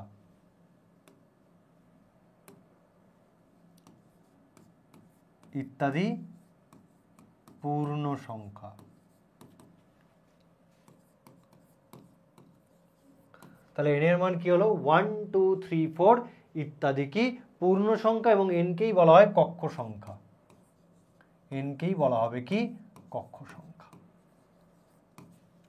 ওকে। এবং যেটা মনে রাখতে হবে n এর মান কখনো ভগ্নাংশ বা দশমিকে হতে পারে না। অর্থাৎ n এর মান কখনো এরকম হবে না 2.3 বা 3.1 এরকম কখনোই হবে না, অথবা n এর মান কখনো এটা হবে না 1.3 1.5 2.3, n এর ভ্যালু কখনোই এটা হতে পারে না। অর্থাৎ n এর মান সর্বদা পূর্ণ সংখ্যা হবে, না n এর মান ভগ্নাংশ হবে, না n এর মান দশমিকে হবে। n এর মান কি হবে সর্বদা ফিক্সড হবে, পূর্ণ সংখ্যা হবে। তাহলে দেখো n এর মান যদি সর্বদা পূর্ণ সংখ্যা হয় অর্থাৎ 1 2 3 4 ইত্যাদি হয়, তাহলে কৌণিক ভরবেগের মান, তার মানে কৌণিক ভরবেগের মান সর্বদা কি হবে ফিক্সড আসবে, অর্থাৎ কৌণিক ভরবেগের মান সর্বদা পূর্ণ সংখ্যায় আসবে, কৌণিক ভরবেগের মান ভগ্নাংশ হবে না, কৌণিক ভরবেগের মান দশমিকে আসবে না, অর্থাৎ কৌণিক ভরবেগের মান কি আসবে ফিক্সড আসবে। সেই জন্য বোর এই কথাটিও বলেছেন যে অ্যাঙ্গুলার মোমেন্টাম মানে কৌণিক ভরবেগ, angular momentum of an electron is quantized মানে কি ফিক্সড অ্যামাউন্ট, বা ফিক্সড ভ্যালু। কোয়ান্টাইজড মানে কি বোঝাচ্ছে ফিক্সড ভ্যালু। হ্যাঁ, ইলেকট্রনের কৌণিক ভরবেগের মান অলওয়েজ কি আসবে ফিক্সড আসবে, অর্থাৎ ইলেকট্রনের কৌণিক ভরবেগ কি কোয়ান্টাইজড মানে ফিক্সড ভ্যালু। ক্লিয়ার? এই বিবৃতি তুলে বা এই কোটেশনটা তুলে কিন্তু পরীক্ষায় কোশ্চেন করে দেয় যে angular momentum of an electron is quantised, অর্থাৎ ওর ভ্যালুটা কি ফিক্সড আসবে। অর্থাৎ এর ওপর বেস করে কিন্তু কোশ্চেন আসে পরীক্ষায়, এর উপর বেস করে কোশ্চেন আসে। নেক্সট কি বলছেন, এটা গেল প্রথম। নেক্সট পয়েন্ট কি বলছেন, এই সমস্ত কক্ষে পরিভ্রমণরত ইলেকট্রন শক্তির শোষণও করে না, বর্জনও করে না, এদেরকে কি বলা হয় স্টেশনারি অরবিট। তিনি আর কি বললেন, এই সমস্ত কক্ষপথে যখন ইলেকট্রনগুলি থাকে, ইলেকট্রন না শক্তির শোষণ করে, ইলেকট্রন না শক্তির বর্জন করে, এই ধরনের কক্ষপথকে বলা হয় স্টেশনারি অরবিট। অ্যাকচুয়ালি উনি বললেন যে each orbit is associated with definite amount of energy, মানে প্রত্যেকটি কক্ষের একটি নির্দিষ্ট পরিমাণ শক্তি থাকে। হ্যাঁ, তিনি এটাই বললেন, প্রত্যেকটি কক্ষ একটি নির্দিষ্ট পরিমাণ শক্তির অধিকারী হয়, অর্থাৎ শক্তি কক্ষের থাকে, ইলেকট্রনের নিজস্ব কোনো শক্তি নেই, ইলেকট্রনের নিজস্ব কোনো শক্তি নেই। ইলেকট্রন যখন যে কক্ষপথে থাকবে সেই কক্ষপথের শক্তিই হবে ইলেকট্রনের শক্তি। এটা কিন্তু বোর বললেন, বোর বললেন প্রত্যেকটি কক্ষের একটি নির্দিষ্ট পরিমাণ শক্তি থাকে, ইলেকট্রনের নির্দিষ্ট পরিমাণ কোনো শক্তি নেই। ইলেকট্রনটি যখন যে কক্ষে আবর্তন করবে সেই কক্ষের শক্তি ইজিক্যাল টু কি হয়, ইলেকট্রনের শক্তি। তাই ইলেকট্রন কক্ষে পরিভ্রমণের সময় বা একটি নির্দিষ্ট কক্ষে পরিভ্রমণের সময় শক্তি শোষণও করে না, বর্জনও করে না। এদেরকে কি বলা হয়, স্টেশনারি অরবিট। তাহলে শক্তির শোষণ বা বর্জন কখন হয়? তো তার উত্তরে বোর বলছে, ইলেকট্রন যখন উচ্চতর কক্ষ থেকে নিম্নতর কক্ষপথে লাফিয়ে পড়ে তখন শক্তির বিকিরণ করে বা শক্তি নির্গত করে। আবার ইলেকট্রন যখন নিম্নতর কক্ষ থেকে উচ্চতর কক্ষে উন্নীত হয় বা স্থানান্তরিত হয় তখন শক্তির শোষণ হয়। তার মানে হায়ার এনার্জি লেভেল থেকে যখন লোয়ার এনার্জি লেভেলে নেমে আসে শক্তির বিকিরণ হয়, লোয়ার থেকে যখন হায়ারে চলে যায় তখন শক্তির কি হয়, শোষণ হয়, শক্তির শোষণ হয়। তো ব্যাপারটা খুব ভালো করেই বুঝতে পারবে। দেখো,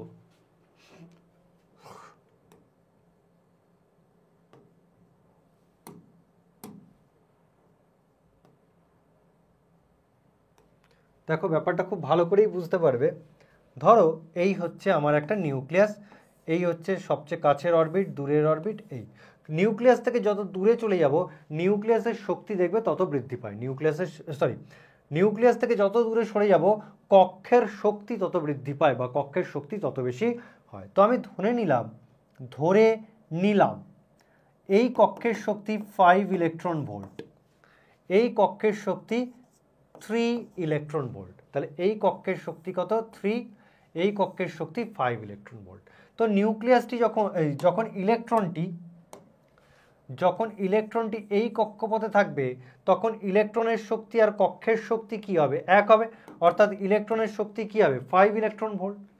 এবার ইলেকট্রনটি যখন এই কক্ষে নেমে আসবে, এই প্রথম কক্ষে যখন নেমে আসবে তখন ইলেকট্রনের শক্তি কত হয়ে যাবে, 3 ইলেকট্রন ভোল্ট। তাহলে এক্সট্রা 2 ইলেকট্রন ভোল্ট শক্তি কি করবে, এক্সট্রা 2 ইলেকট্রন ভোল্ট শক্তি ইলেকট্রনটি কি করবে, বিকিরণ করে দেবে, ইলেকট্রনটি কি করবে, বিকিরণ করে দেবে। আবার যখন এই কক্ষ থেকে এই কক্ষে স্থানান্তরিত হবে, এই কক্ষ থেকে এই কক্ষে স্থানান্তরিত হবে, অর্থাৎ 3 ইলেকট্রন ভোল্ট থেকে যখন আবার 5 ইলেকট্রন ভোল্টে চলে যাবে তখন ওকে এক্সট্রা 2 ইলেকট্রন ভোল্ট শক্তি কি করতে হবে, শোষণ করতে হবে, এক্সট্রা 2 ইলেকট্রন ভোল্ট শক্তি কি করবে, শোষণ করবে। তাহলে দেখো ছিল 5 ইলেকট্রন ভোল্ট, সেখান থেকে নেমে আসলো 3 ইলেকট্রন ভোল্টে, তাহলে এক্সট্রা 2 ইলেকট্রন ভোল্ট ও কি করছে, বিকিরণ করে দিচ্ছে। ছিল 3 ইলেকট্রন ভোল্ট, সেখান থেকে চলে গেল 5 ইলেকট্রন ভোল্টে, অর্থাৎ এক্সট্রা যে 2 ইলেকট্রন ভোল্ট শক্তি থাকবে সেটাও বাইরে থেকে কি করবে, শোষণ করে নেবে। তাই বলা হয় উচ্চতর কক্ষপথ থেকে নিম্নতর কক্ষে লাফিয়ে পড়লে শক্তির বিকিরণ হয়, নিম্নতর থেকে উচ্চতর গেলে শক্তির কি হয়, শোষণ হয়। এবার কতটা পরিমাণ শক্তির বিকিরণ করছে বা কতটা পরিমাণ শক্তির শোষণ করছে সেটা কি করে বার করা হয়? তাহলে এবার লিখছি, বিকিরিত বা শোষিত শক্তির পরিমাণ, বিকিরিত বা শোষিত শক্তির পরিমাণ সেটা কি করে পাবো, সেটা হচ্ছে ডেল্টা ই, সেটা পাবো এই কক্ষপথকে আমি ধরলাম E2, এই কক্ষপথের শক্তিকে আমি ধরলাম E1। তাহলে আমি কি করে পাবো, E2 মাইনাস E1 করলে, অর্থাৎ দুটি কক্ষের শক্তির পার্থক্য বার করলেই আমি বিকিরিত শক্তির পরিমাণ পেয়ে যাব বা আমি শোষিত শক্তির পরিমাণ পেয়ে যাব। তাহলে delta E is equal to কি, E2 মাইনাস E1। এবার আমরা কি জানি, প্লাঙ্কের তত্ত্ব থেকে আমরা জেনেছি বিকিরিত শক্তির পরিমাণ বিকিরণের কম্পাঙ্কের সাথে কি সমানুপাতিক, অর্থাৎ ডেল্টা ই ভ্যারিজ অ্যাজ কি, নিউ।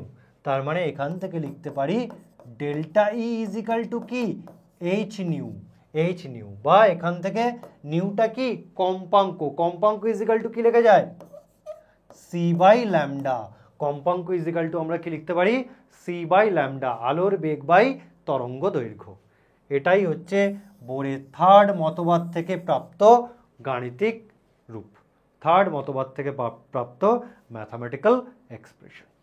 ওকে, তাহলে বিকিরিত বা শোষিত শক্তির পরিমাণ আমরা কি করে বার করব, দুটি কক্ষের শক্তির পার্থক্য আমরা বার করব। আর যখনই দুটি কক্ষের শক্তির পার্থক্য আমরা পেয়ে যাব, তাহলে আমরা বুঝতেই পারবো কতটা পরিমাণ শক্তির বিকিরণ হবে বা কতটা পরিমাণ শক্তির শোষণ ঘটবে।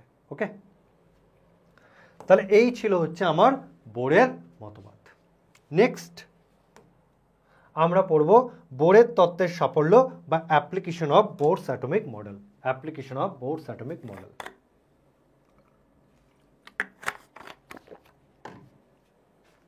Next application of Bohr's atomic model. First point কি বলছে, বোরের মতবাদের সাহায্যে আমরা এক ইলেকট্রন বিশিষ্ট পরমাণু বা আয়নের বর্ণালী ব্যাখ্যা করতে পারি। অর্থাৎ যে সমস্ত পরমাণুর ভেতর একটা ইলেকট্রন আছে, যেমন সেটা শুধুমাত্র হাইড্রোজেনই হবে, অথবা যে সমস্ত আয়নের ভেতর একটা ইলেকট্রন থাকে, সেই সমস্ত আয়নের বর্ণালী আমরা বোর তত্ত্বের সাহায্যে ব্যাখ্যা করতে পারবো। কিন্তু যে সমস্ত আয়নের ইলেকট্রন সংখ্যা একের বেশি, তাদের ক্ষেত্রে আমরা বোরের তত্ত্বের সাহায্যে বর্ণালী ব্যাখ্যা করতে পারবো না। তাহলে শুধু আমরা কাদের ক্ষেত্রে ব্যাখ্যা করতে পারবো, এক ইলেকট্রন বিশিষ্ট পরমাণু বা আয়নের বর্ণালী আমরা ব্যাখ্যা করতে পারবো। তো এক ইলেকট্রন বিশিষ্ট পরমাণু কি, হাইড্রোজেন অ্যাটম। আর এক ইলেকট্রন বিশিষ্ট আয়ন কারা, যেমন হিলিয়াম প্লাস আয়ন, এর মধ্যে একটাই ইলেকট্রন থাকে। লিথিয়াম 2+ আয়ন, এর ভেতর একটাই ইলেকট্রন থাকে। বেরিলিয়াম 3+ আয়ন, এদের মধ্যে কি থাকে, একটাই ইলেকট্রন থাকে। অর্থাৎ এই তিনটে আয়নের মধ্যে একটাই করে ইলেকট্রন থাকবে, আর একটা করে ইলেকট্রন থাকলে তবেই এদের বর্ণালী আমি বোর তত্ত্বের সাহায্যে ব্যাখ্যা করতে পারি। এদের বর্ণালী আমি বোর তত্ত্বের সাহায্যে ব্যাখ্যা করতে পারি। এবং যে সমস্ত আয়নের মধ্যে একটা করে ইলেকট্রন থাকে, তাদেরকে বলা হয় হাইড্রোজেন অ্যাটম লাইক আয়ন। এদেরকে বলা হবে হাইড্রোজেন অ্যাটম লাইক আয়ন। তাহলে যে সমস্ত আয়নের ভেতর একটা করে ইলেকট্রন থাকে, তাদের বর্ণালী আমি বোর তত্ত্বের সাহায্যে ব্যাখ্যা করতে পারি, এবং তাদেরকে বলা হয় hydrogen atom like ion. Hydrogen atom like ion. আর কি কি আছে বোরের তত্ত্বের সাফল্য, আর কি কি আছে বোরের তত্ত্বের সাফল্য? 2 নম্বর। 2 নম্বর হচ্ছে, তিনি বললেন এই তত্ত্বের সাহায্যে বোরের এনতম কক্ষের কোনো পরমাণুর বা যে কোনো পরমাণুর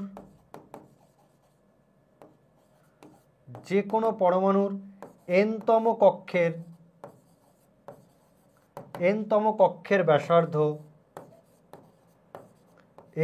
কক্ষের ব্যাসার্ধ নির্ণয় করা যায়। এনতম কক্ষের ব্যাসার্ধ, যে কোনো পরমাণুর এনতম কক্ষের ব্যাসার্ধ নির্ণয় করা যায়।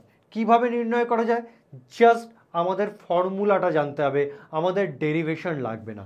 যদি তোমাদের এর ডেরিভেশনটা তোমাদের জানার প্রয়োজন থাকে, তাহলে আমার প্রিভিয়াস যে স্ট্রাকচার অফ অ্যাটমের যে ভিডিও আছে, দেখবে আগের বছর আমি স্ট্রাকচার অফ অ্যাটমের একটা ভিডিও বানিয়েছিলাম।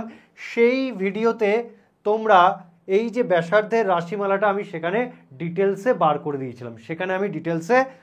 করে দিয়েছিলাম। দরকার হলে তোমরা সেখান থেকে দেখে নিতে পারো। তবে আবারও বলছি, ব্যাসার্ধের রাশিমালা কিভাবে বার করলাম সেই ডেরিভেশন লাগে না, জাস্ট ফর্মুলাটা মনে রাখতে হয়, এবং সেই ফর্মুলার উপর বেস করে তোমাকে কোশ্চেন দেবে। তাহলে এনতম কক্ষের ব্যাসার্ধ আমরা কি করে নির্ণয় করব? ফর্মুলাটা কি স্যার? ফর্মুলাটা হচ্ছে Rn মানে এনতম কক্ষের ব্যাসার্ধ ইজিক্যাল টু R1H মানে হাইড্রোজেন পরমাণুর প্রথম কক্ষের ব্যাসার্ধ ইনটু n²z। এটাই হচ্ছে ফর্মুলা, এটাই তোমাকে মনে রাখতে হবে, আর এটার উপর বেস করেই তোমাকে নিউমেরিক্যালস দেবে। তাহলে Rnটাকে কি বললাম? এনতম কক্ষের ব্যাসার্ধ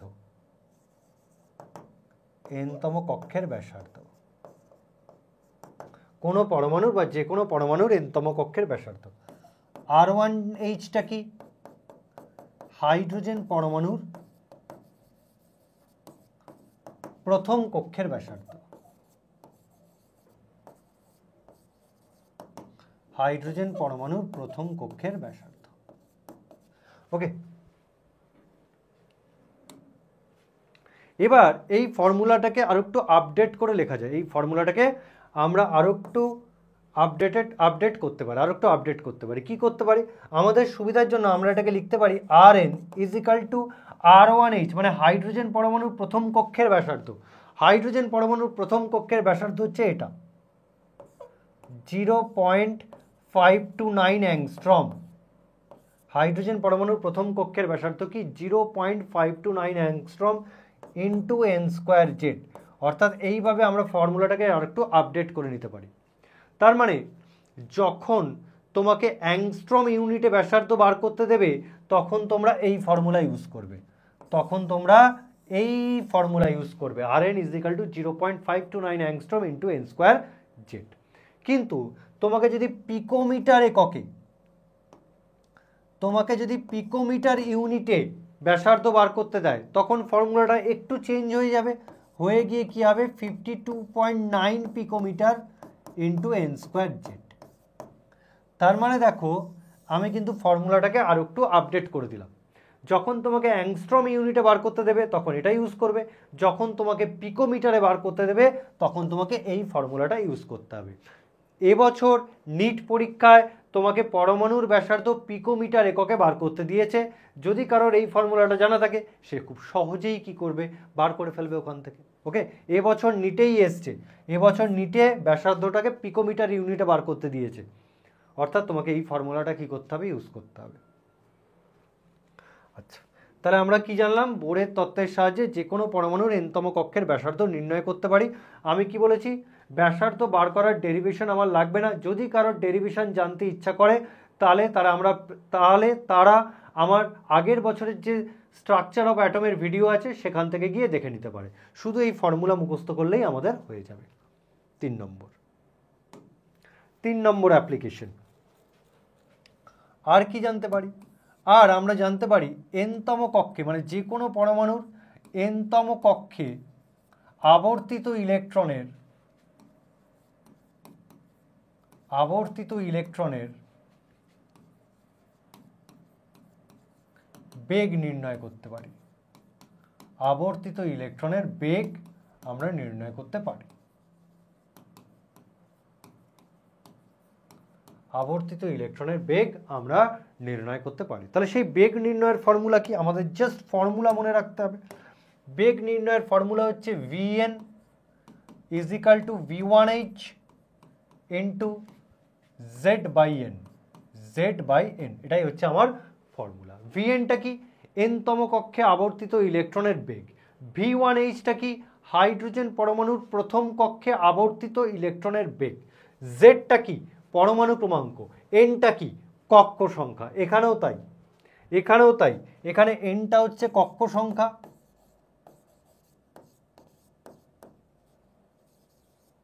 আর Z-টা হচ্ছে পরমাণু ক্রমাঙ্ক।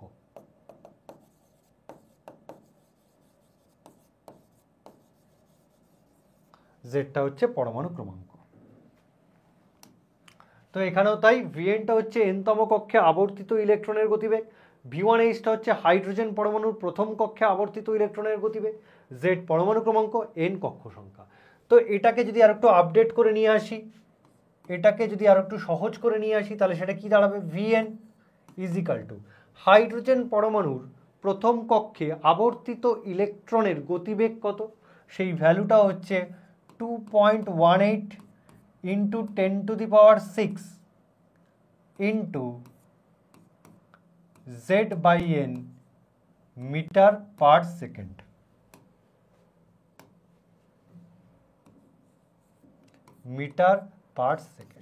তার মানে গতিবেগটা তোমাকে যদি মিটার পার সেকেন্ডে বার করতে হয় তাহলে তুমি এই ফর্মুলাটি ডাইরেক্ট ইউজ করে দেবে।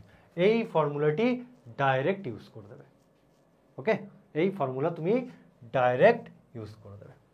হলো। নেক্সট ফোর্থ পয়েন্ট কি? ফোর্থ পয়েন্ট বলছে যে আমরা এই বোরের তত্ত্বের সাহায্যে এনতম কক্ষের শক্তি বার করতে পারি। এনতম কক্ষের শক্তির রাশিমালা নির্ণয় করতে পারি। আর এনতম কক্ষের শক্তি বলতে মানে এনতম কক্ষের শক্তি মানেই ওই কক্ষে আবর্তিত ইলেকট্রনের শক্তি, দুটোই এক। কক্ষের শক্তি আর ওই কক্ষে আবর্তিত ইলেকট্রনের শক্তি দুটোই কি এক। তাহলে এনতম কক্ষের শক্তি আমরা যে কোনো পরমাণুর এনতম কক্ষের শক্তি নির্ণয় করতে পারি। হলো। এবার টোটাল এনার্জি কি করে বার করা হয়? টোটাল এনার্জি টিই বার করা হয় kinetic energy plus potential energy, অর্থাৎ গতিশক্তি প্লাস স্থিতিশক্তি। গতিশক্তি প্লাস স্থিতিশক্তি এই দুটো যোগফলই হচ্ছে টোটাল এনার্জি। কার টোটাল এনার্জি? এনতম কক্ষের টোটাল এনার্জি বা এনতম কক্ষে আবর্তিত ইলেকট্রনের টোটাল এনার্জি। এবার প্রশ্ন হচ্ছে কাইনেটিক এনার্জি কি কারণে তৈরি হয়? আমরা সকলেই জানি ইলেকট্রনটি নিউক্লিয়াসকে কেন্দ্র করে বিভিন্ন সার্কুলার অরবিটে কি করে? পরিভ্রমণ করে। তাহলে এইভাবে বৃত্তাকার পরিভ্রমণের জন্য বা এই বৃত্তাকার পথে আবর্তনের জন্য ইলেকট্রনের ওপর কি তৈরি হয়? গতিশক্তি সৃষ্টি হয়। ওকে, ইলেকট্রনের কি সৃষ্টি হয়? গতিশক্তির উদ্ভব হয়। তাহলে ইলেকট্রনের গতিশক্তির উদ্ভব কেন হয়? কারণ ইলেকট্রনটি যেহেতু বৃত্তাকার কক্ষপথে পরিভ্রমণ করছে, সেই জন্য ইলেকট্রনের গতিশক্তি একটা পাওয়া যায়। তাহলে আমরা গতিশক্তি কি করে বার করব? গতিশক্তি বার করার ফর্মুলা কি? Half mv square. গতিশক্তি বার করার ফর্মুলা কি? Half mv square. এবার mv স্কোয়ারের ভ্যালু কি? চলো আমাদের একটু পেছনে ফিরে যেতে হবে। দেখো তো এই ফর্মুলাটা তোমাদের আমি দিয়েছিলাম, মনে করে দেখো তো এই ফর্মুলাটা, K Z square by mv square by r. K Z square by r square is equal to mv square by r. এখান থেকে আমি যদি mv স্কোয়ার বার করতে চাই তাহলে কি হবে? দেখো আর আর এই আর কেটে গিয়ে একটা আর নিচে পড়ে থাকবে, ওপরে কি পড়ে থাকবে? কে জেড স্কোয়ার। ওপরে কি পড়ে থাকবে? কে জেড স্কোয়ার। তাহলে এখান থেকেই আমি বার করতে পারি কি? mv স্কোয়ারের ভ্যালু। এখান থেকেই বার করতে পারি mv স্কোয়ারের ভ্যালু।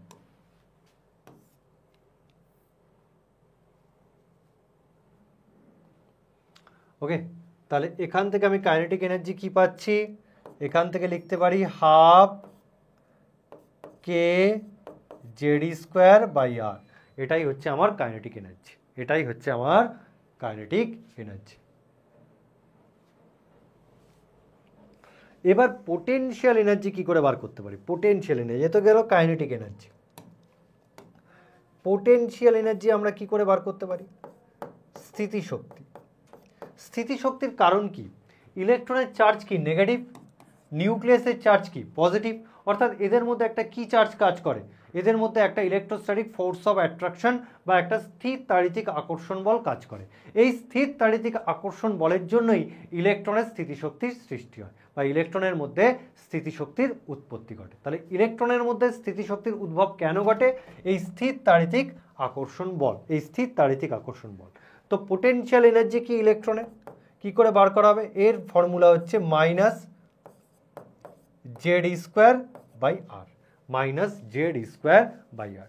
এবার তোমরা প্রশ্ন করবে, স্যার আপনি এই potential energy minus Z square by r কোথা থেকে পেলেন? কোথা থেকে পেলেন? কোথা থেকে পেলেন? তাই না, কোথা থেকে পেলাম?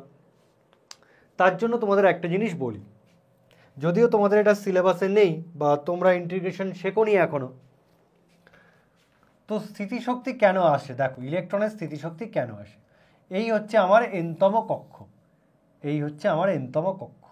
তাহলে এনতম কক্ষ থেকে আরও দূরে আমি একটা কক্ষ কল্পনা করছি, যেটা হচ্ছে ইনফাইনাইট কক্ষ, অসীম কক্ষ। অর্থাৎ এই কক্ষটা নিউক্লিয়াস থেকে অসীম দূরত্বে অবস্থিত। এই কক্ষটা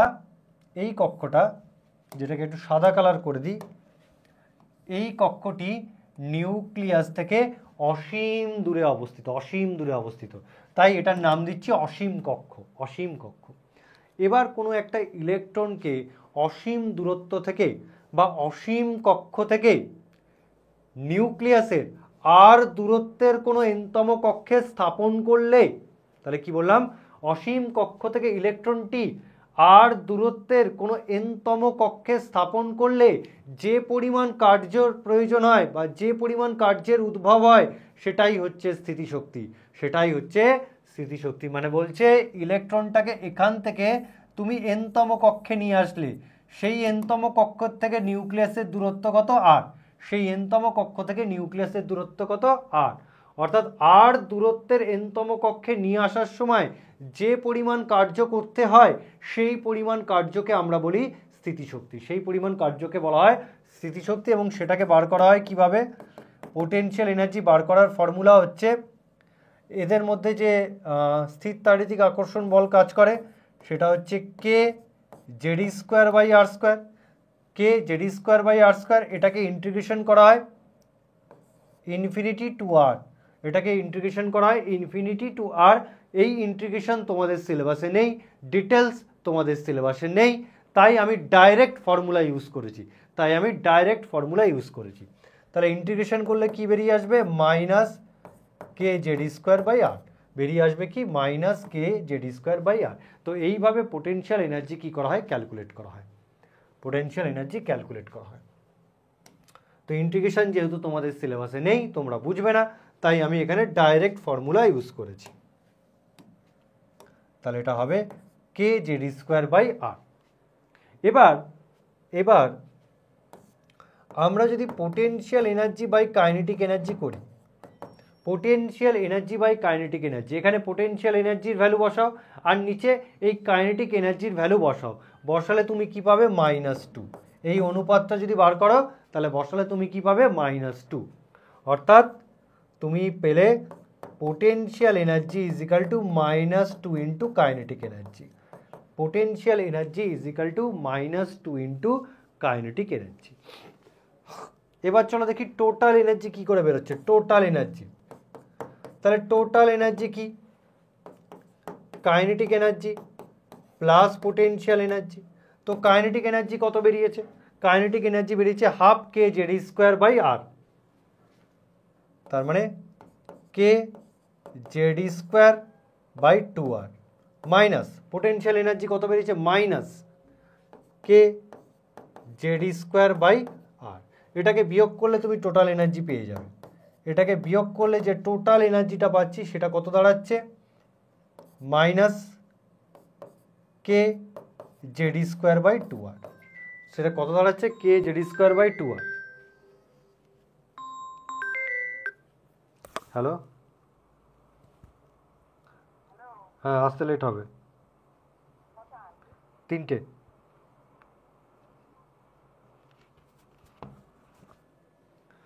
তাহলে টোটাল এনার্জি কি আসছে? Minus K Z square by 2r। কত আসলো? K Z square by 2r। এইবার এখানে যে কনস্ট্যান্ট টার্মগুলো আছে কে জেড ই আর, আর এনতম কক্ষের ব্যাসার্ধ যেটাকে আর বলছি, আরটা কি? এনতম কক্ষের ব্যাসার্ধ।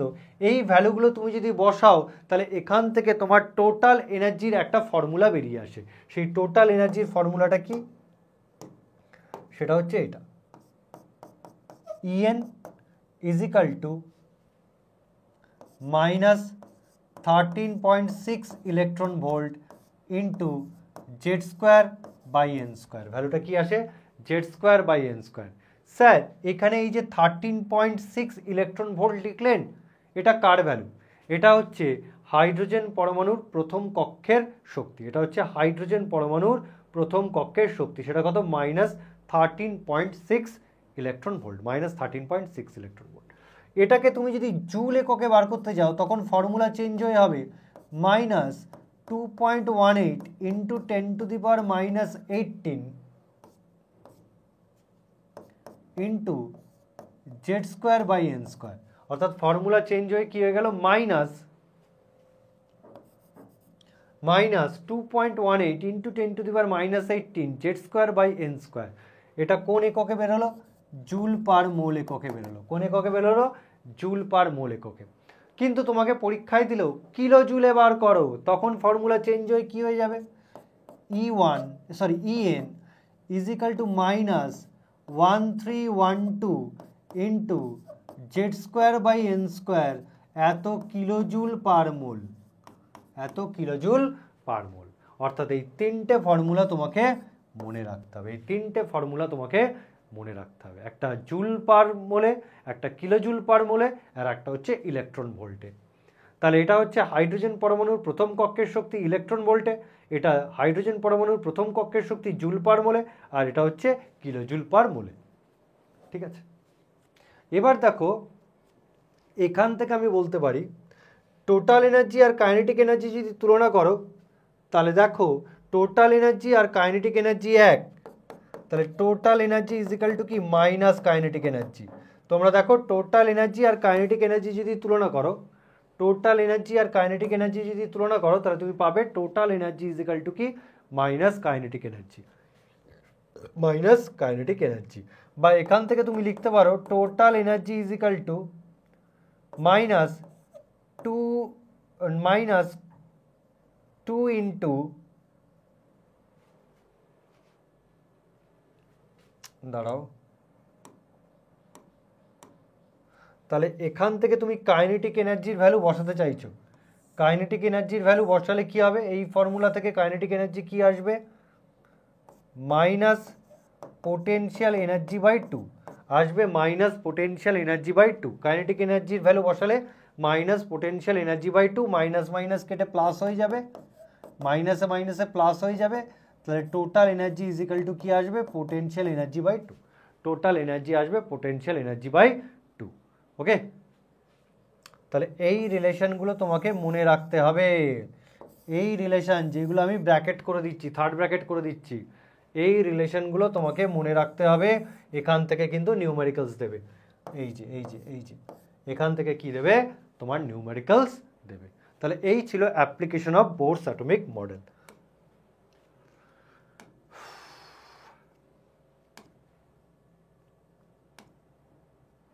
তাহলে চলো আমরা কিছু কাজ করে নিই, কিছু কাজ করি। প্রথম কাজ দিয়েছে কি, প্রথম কোশ্চেন লিথিয়াম 2+ আয়নের প্রথম বোর কক্ষের ব্যাসার্ধ আর প্রথম কক্ষের শক্তি হলো, কি করে বার করব, প্রথম বোর কক্ষের ব্যাসার্ধ আর প্রথম কক্ষের শক্তি কি করে বার করব, চলো দেখি। দেখো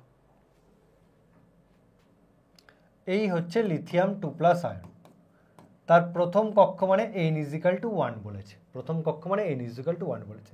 লিথিয়ামের ক্ষেত্রে জেড ভ্যালু কত, 3, লিথিয়ামের পরমাণু ক্রমাঙ্ক 3। তাহলে আমি লিথিয়ামের প্রথম কক্ষের ব্যাসার্ধ বার করছি R1 = ফর্মুলা কি, আমাকে দেখো ব্যাসার্ধটা পিকোমিটার ইউনিটে দিয়েছে, পিকোমিটার, তাহলে আমি ফর্মুলাটা কি বসাবো, 52.9 পিকোমিটার ইন্টু ফর্মুলা কি ছিল n²/z,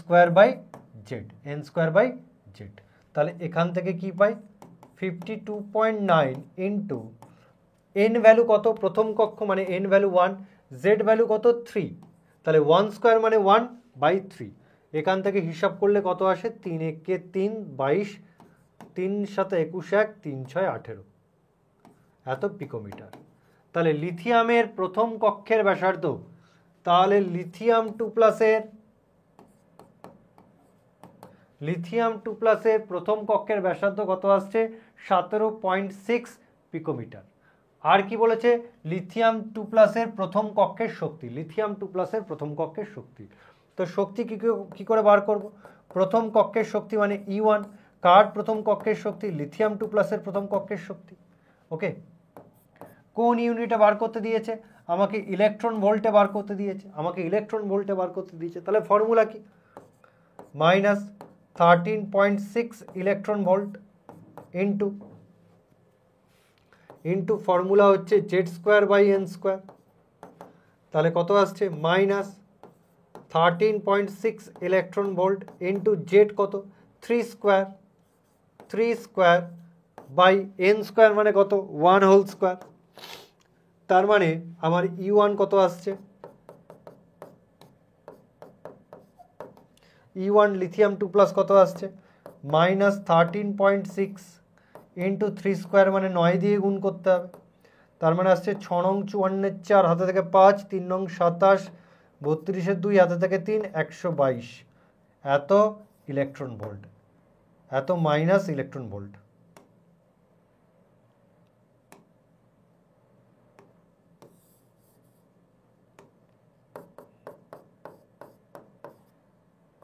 এত ইলেকট্রন ভোল্ট। তাহলে কোন অপশনটা যাচ্ছে, তাহলে দেখো আমার first option is the correct. 17.6 picometre আর -122.4 ইলেকট্রন ভোল্ট। তো এইভাবে তোমাকে অঙ্কগুলোকে কি করতে হবে, করতে হবে। নেক্সট, নিচের কোন আয়নের ক্ষেত্রে বোরের তত্ত্ব খাটে না? নিচের কোন আয়নের ক্ষেত্রে বোরের, এখানে কোরেল লিখে ফেলেছে, এটা হবে বোরের, বোরের তত্ত্ব খাটে না। আমরা আজকেরই পড়েছি এক ইলেকট্রন বিশিষ্ট সিস্টেমের ক্ষেত্রে বোরের তত্ত্ব খাটে, কিন্তু যে সমস্ত পরমাণু বা আয়নের ইলেকট্রন সংখ্যা একের বেশি তাদের ক্ষেত্রে বোরের তত্ত্ব খাটে না। তাহলে দেখো হিলিয়াম প্লাস মানে এর ভেতর কটা ইলেকট্রন আছে, একটা ইলেকট্রন, বোরের তত্ত্ব খাটবে। হাইড্রোজেন অ্যাটম, এর ভেতরও কটা ইলেকট্রন আছে, একটা ইলেকট্রন, বোরের তত্ত্ব খাটবে। লিথিয়াম 2+, এর ভেতরও কটা আছে, একটা ইলেকট্রন, বোরের তত্ত্ব খাটবে। কিন্তু H+ মানে কোনো ইলেকট্রন নেই, 0 ইলেকট্রন, অর্থাৎ H+ এর ক্ষেত্রে বোরের তত্ত্ব খাটবে না, কারণ ওর ভিতরে একটি ইলেকট্রন নেই। বোরের তত্ত্ব কখন খাটে, যখন কোনো পরমাণু বা আয়নের ভিতর একটি ইলেকট্রন থাকে, তখনই বোরের তত্ত্ব খাটে। নেক্সট, বোরের তত্ত্ব অনুযায়ী নিচের কোনটি ইলেকট্রনের সঠিক কৌণিক ভরবেগ নয়? সঠিক কৌণিক ভরবেগ নয়, খুব ভালো কোশ্চেন। বোরের তত্ত্ব অনুযায়ী এই যে 4টে অপশন দেওয়া আছে, তার মধ্যে কোনটি ইলেকট্রনের সঠিক কৌণিক ভরবেগ নয়? চলো দেখি।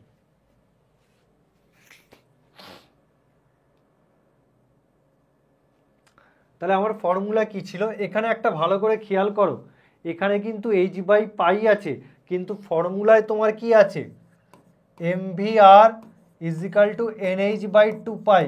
ভালো করে দেখো, পাই দেখে তুমি কেটে দিলে তা কিন্তু হবে না, ভালো করে দেখো, nh/2π, আর তোমার এখানে কিসে দিয়েছে, পাইতে দিয়েছে, তোমার এখানে পাইতে দিয়েছে। খেয়াল রাখো, কোশ্চেনটা কিন্তু খুব ভালো, পাইতে তোমাকে দিয়েছে, আর ফর্মুলাতে কি আছে, 2π আছে, nh/2π।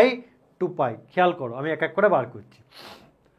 তাহলে দেখো, h/π মানে তুমি লিখতে পারো কৌণিক ভরবেগ কি, 2h/2π, 2 কেটে গেলে কি হয়ে যাবে, h/π হয়ে যাবে।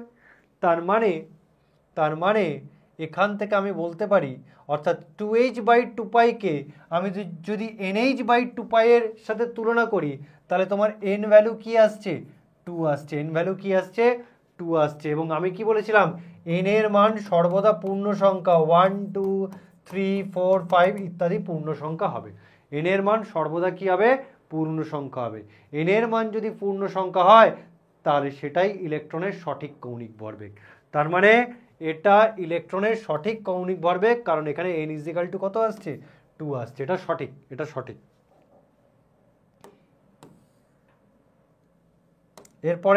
এরপরে দেখো 1.5 × h/π। দেখো আমি লিখছি 1.5 মানে আমি লিখতে পারি 15/10 h/π। ওকে, 15/10 কাটাকাটি করলে কি আসছে, 3h/2π।